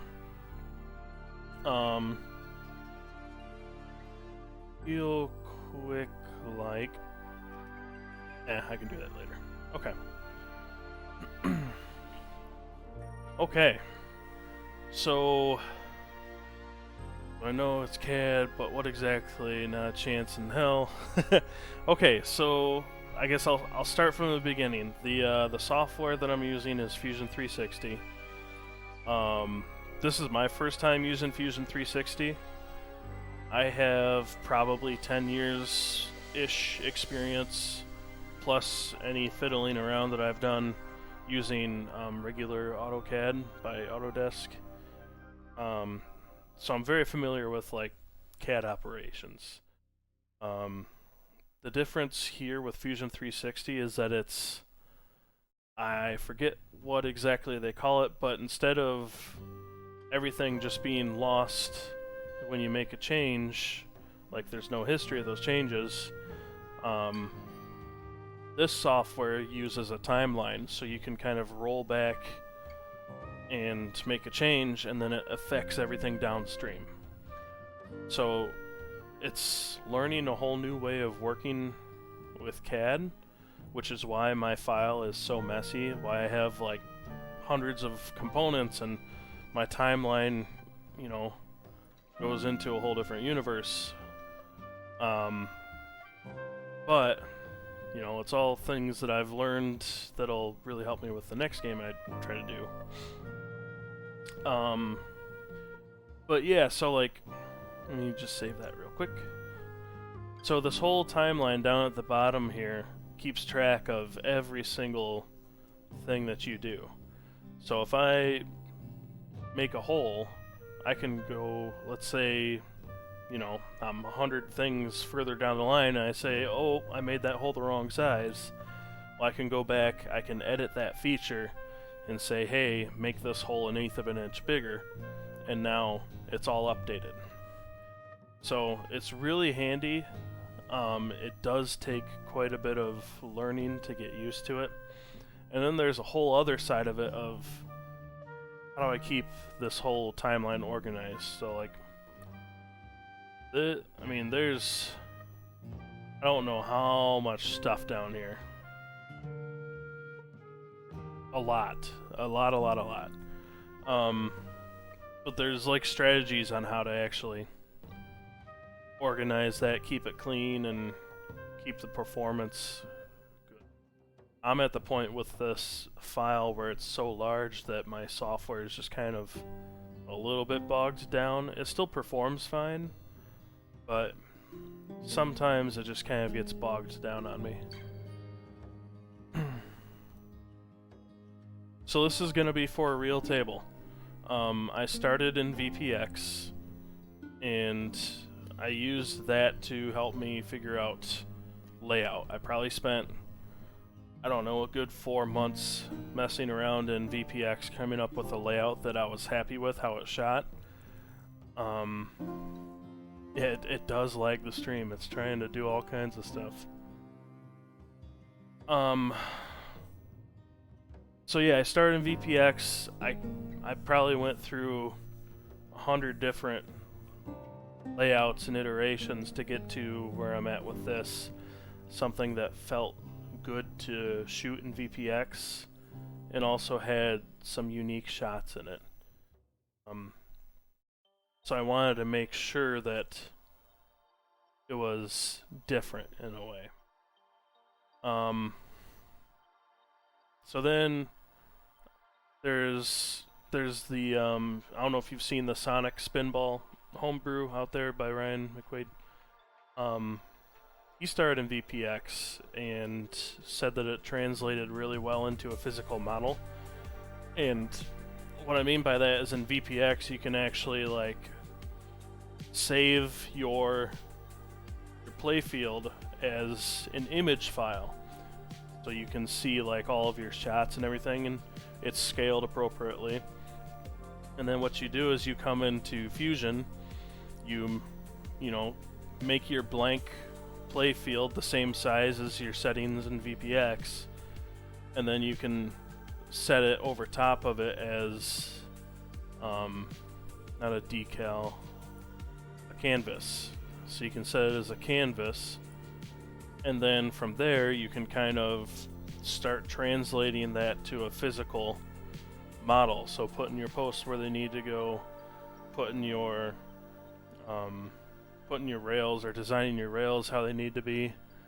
So if I go to Playfield, turn on canvases,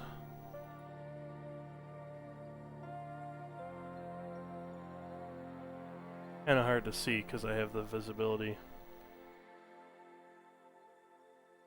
on here at 42%.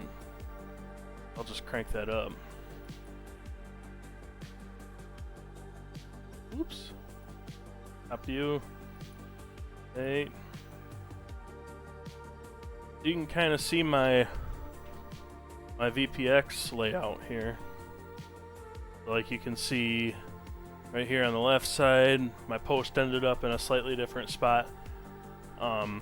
This rail right here doesn't exist. You can see my actual target versus the one from VPX. So all of that, you start like sketching that in here and making minor adjustments. Like my center area, you can see where my targets were and all of that.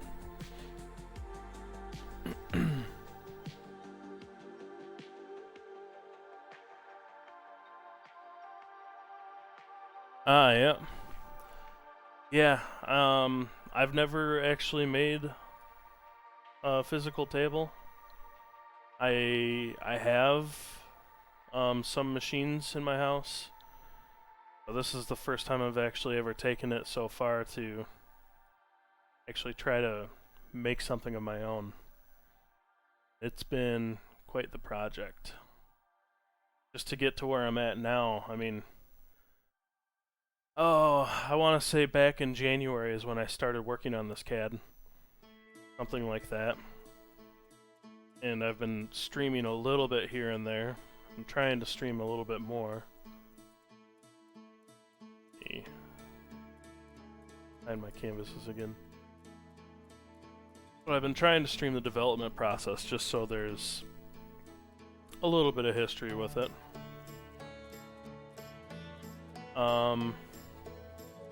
Yeah, so it's taken a lot of time to actually make sure, and I've gone about this a little bit different. Everyone does it different. There are people that'll just take a piece of wood and a pencil and they'll like sketch out where they want things and then just drill holes in it with the drill and place things in it and, you know, put some roughly wired in flippers and shoot at the shots and kind of get a feel for it that way. I didn't go that route. I started in VPX to get my feel and then translate it into this. And the reason why I've taken so long with this CAD file is because everything has to, I like to say, everything has to mesh physically. So if we look like underneath here, all of these little brackets and mechs have to fit in and around each other without interfering with each other. So I've spent a lot of time making sure that everything's physically going to work together. Like this area back in here is very crowded. I've got a drop target bank, I've got 2 pop bumpers, a sling,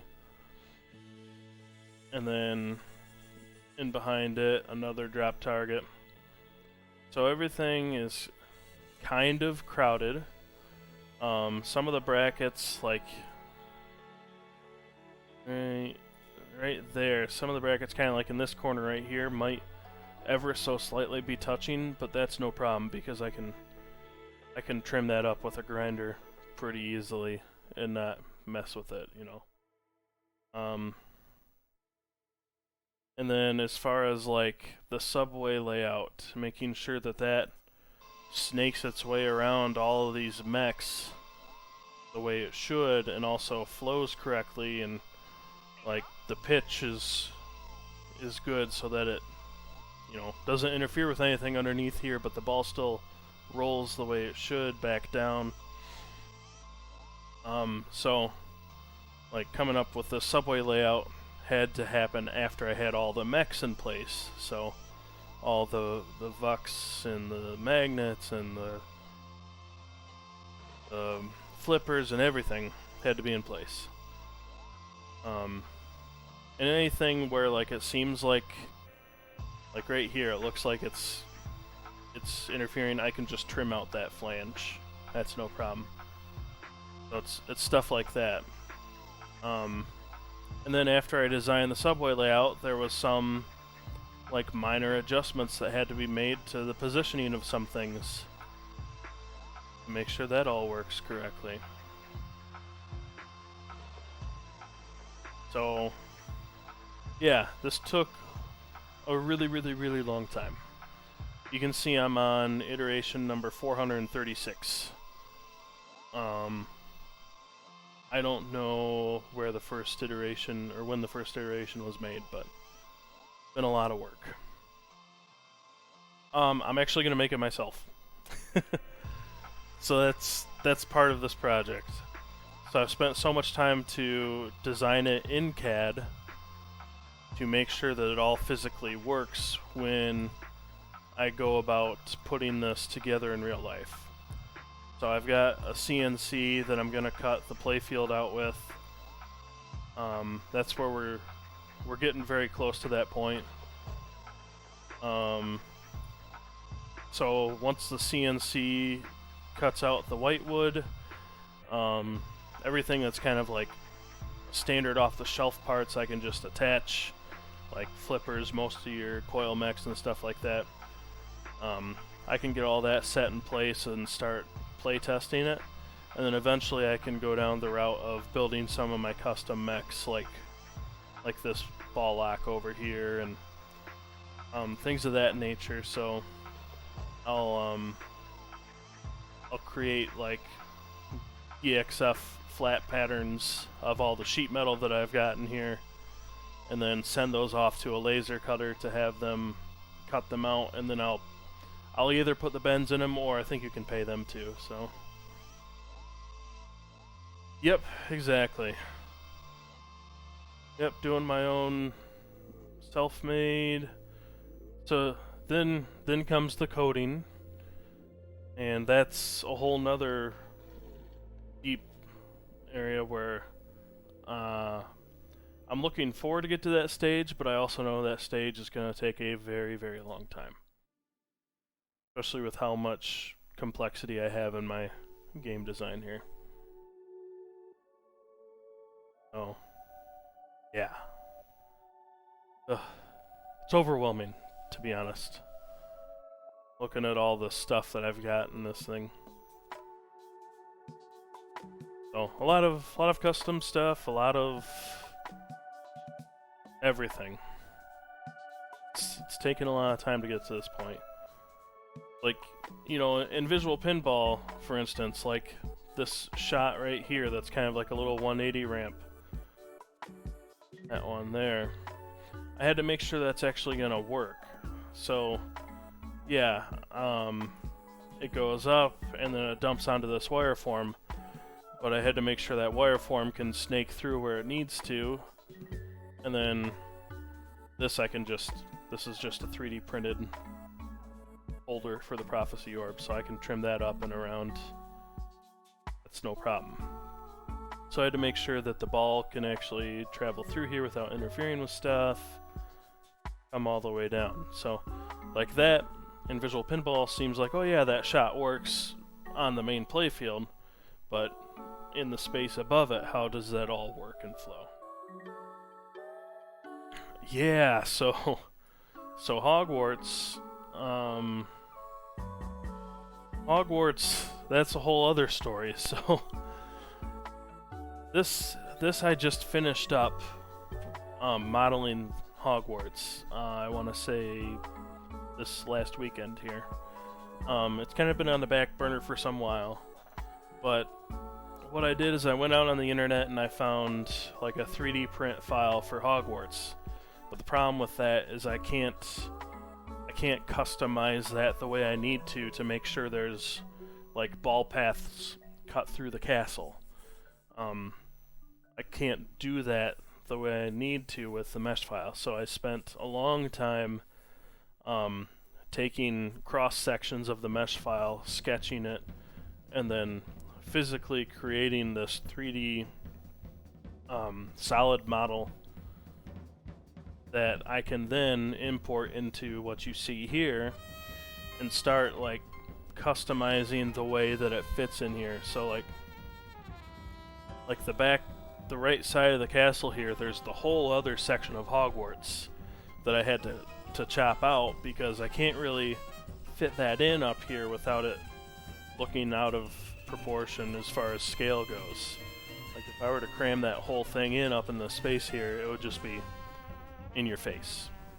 Not enjoyable. So I wanted to find a way to position Hogwarts up here where it's not crowding the space, you can still see all the shots below, but it also looks meaningful.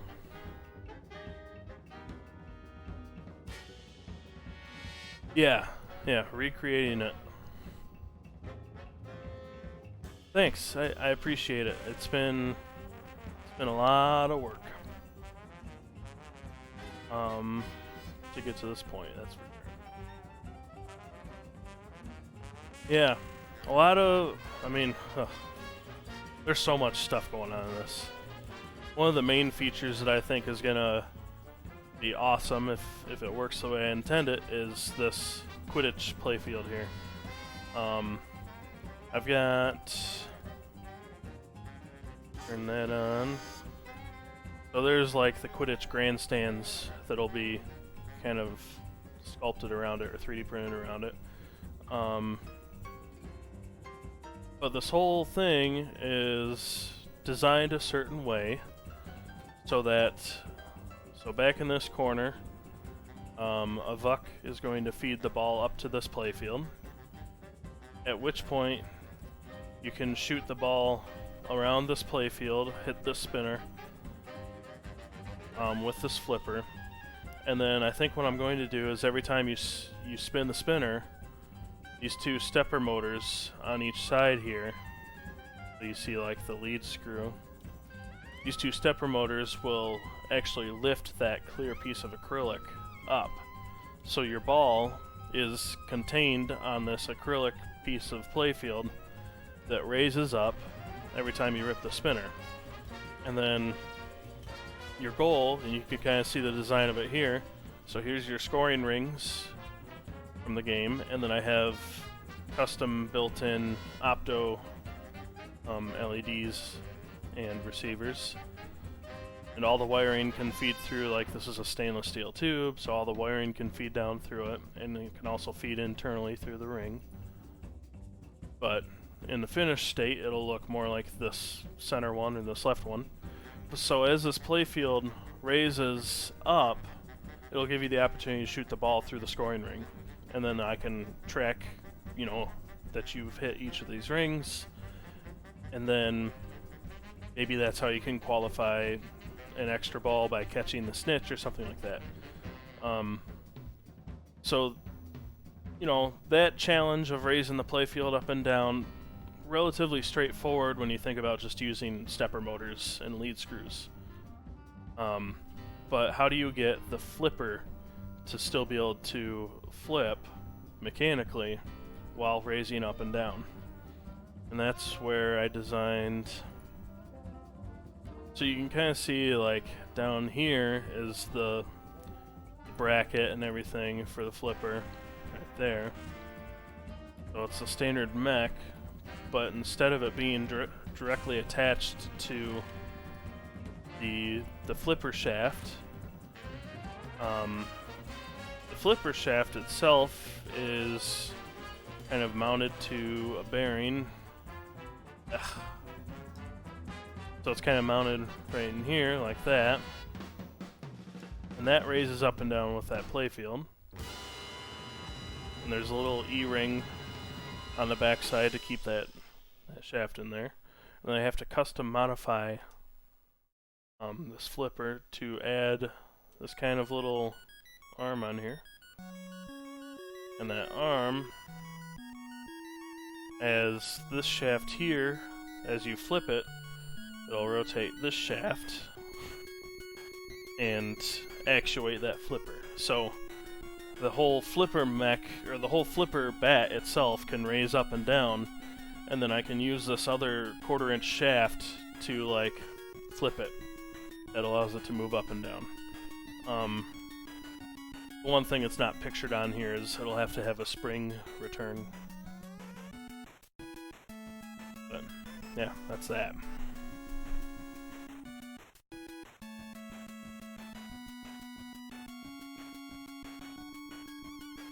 No, I get what you're saying. The angle of the flipper looks a little funky, but that's actually the angle that played the best in VPX. So I had this whole upper playfield mocked up in VPX, and I messed with the angle of that flipper to get it to a point where it fed that spinner and looped really clean. So, and I can fine-tune the positioning of all of that when I actually put it together, but yeah, that's the angle it came up with, or I came up with, just playtesting it in VPX.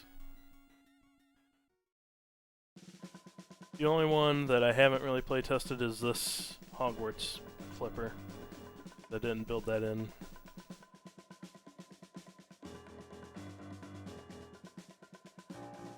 Yeah. Yeah, I mean, in relation to, like, so, like, your standard flippers, they're coming out at that angle. This is actually a little bit more pitched up that way. We'll see. We'll see how it translates. But yeah. That's that fun world that I'm in right now.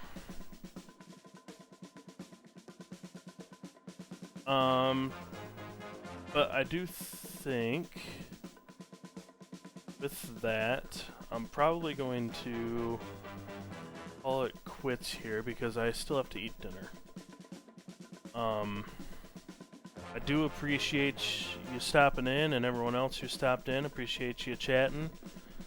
I'll try to keep streaming more and keep the progress going on stream here. 1 a.m. Go to bed. It's night there. I'm an idiot. Anywho. Yeah, so I'm gonna probably hop off here, grab some dinner. Let me see if there's some people streaming that I can raid. By streaming, I mean streaming pinball stuff. So many missed notifications when I'm doing stuff. It's crazy. Leave me alone, you know? Who do we got? We got... Look around, let's look around.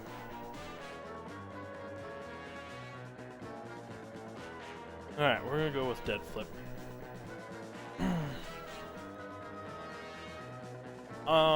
Tips for creating your first table, like actually physical table.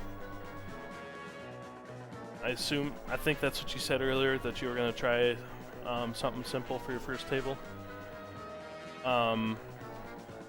If that's the case, I would say, oh, and VPX. VPX is pretty simple as far as drag and drop. They have pretty much all the components in there. You need to know like a little bit of Visual Basic coding if you want to make things happen.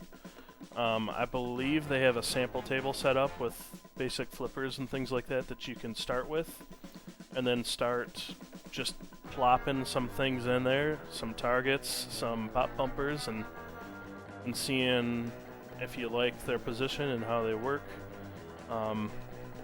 I did a lot of fine-tuning the positioning of shots to make sure that they felt right. So like your entrance angle off the flipper, you know, you want that to kind of flow tangent into that guide rail. It's kind of like physically sense checking stuff, but yeah. They do have the sample table in there, which should be a good starting point. And just throw some stuff in there and mess around with it. I haven't actually like scripted a full VPX table. All I used VPX for was just testing the shots for my homebrew.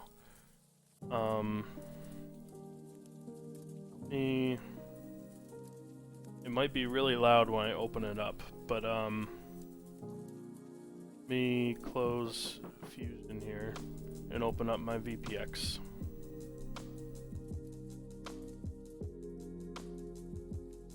Yep, this should be pretty straightforward.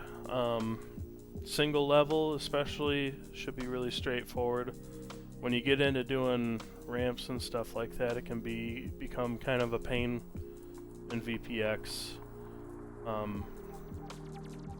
Like I don't have mine coded to score points or anything like that. All I have it is just physically working flippers in the shots and everything where I want them. Takes forever to close.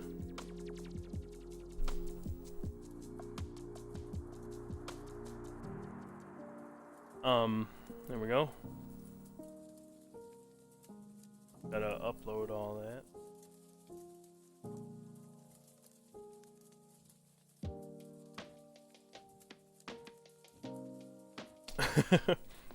Well, once you get in and mess around in VPX, it kind of becomes a little addictive, just like trying different stuff out. It's fun to mess around in.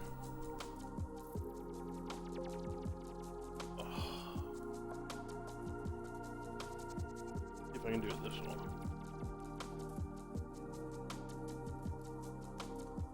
Pinball.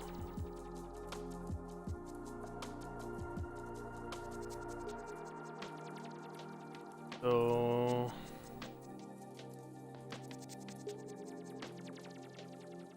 this is like the last time I messed around with it. This is kind of more or less my layout. More or less. It needs a little bit of TLC here. I just kind of roughly placed things in here. I forget what comes in the sample table, but you can take things like the plastics and copy them and reshape them into things that you want to look right. You can see like the targets here. And it's pretty straightforward. I mean, you just over here on the left side is all of your stuff. So walls, gates, ramps, flippers. Can't read that because it's tiny. Kickers, targets. So like you can just click on target, place it there, and then everything's scaled really weird on here. Like that. So you put the target in. There's different types that you can select. So if I wanted a round one, I could have that there. You can throw images on the face of it if you want. You can assign a material to it. The material actually impacts the physics. So like if you're making metal ramps, you want to make a metal material so it reacts correctly. You can fine-tune the position of it. Orientation is like your rotation, so if I wanted to rotate this 30 degrees, that. And then has hit event allows you to essentially script something that when it's hit, it scores points.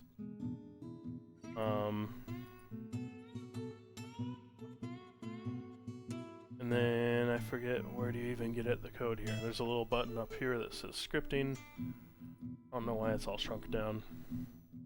So yeah, they even have like sample code in here that shows how their example table works.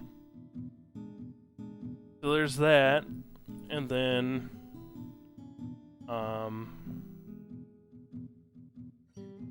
so I would say cover your ears or turn down your volume while I actually pull up this table. Might get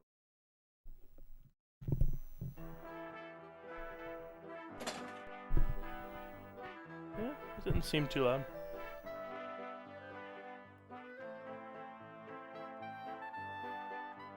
Man, my graphics card is really struggling.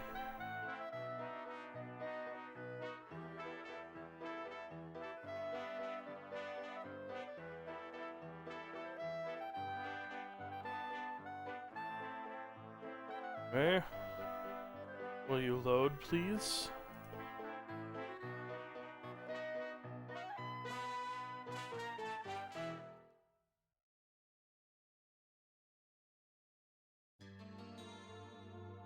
Come on.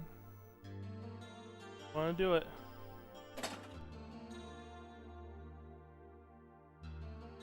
Still not loading. Huh. Well, I haven't been in VPX in forever either.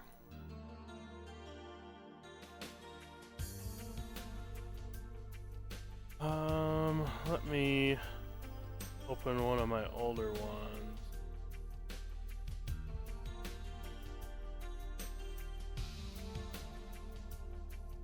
Okay. Nope. What the heck? Maybe I need to update Visual Pinball. Oh. Work. Oh. I can hear the sounds. The flippers aren't moving.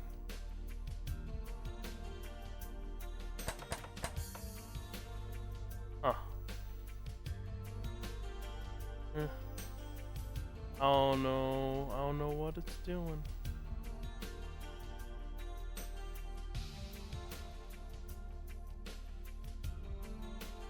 I probably need to update this software. It's been so long since I've had it open, but you can kind of visually see what it looked like in VPX before I transferred it all over to Fusion 3, or drawn it there. And there's been a lot of changes along the way, but this is it. And usually you can flip it and see how the shots feel. But yeah, mess around with it. Hopefully have fun with it. It's kind of addictive once you get in there and start like throwing stuff into place and seeing how it feels. So yeah. So yeah, I think that's gonna do it for me. Thanks for hanging out. Appreciate you joining in the chat, and good luck with your VPX.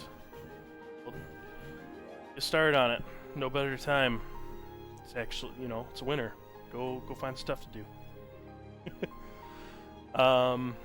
Anywho, thanks for stopping in. Let me set up a raid.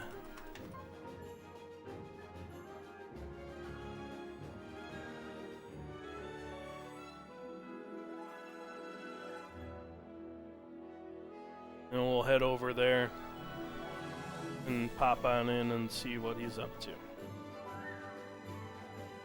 Alright, thanks everyone. Yeah, well, you're like 2 seconds too late, Rod. Come on now. You can go be funny in Dead Flip stream. Alright, see y'all.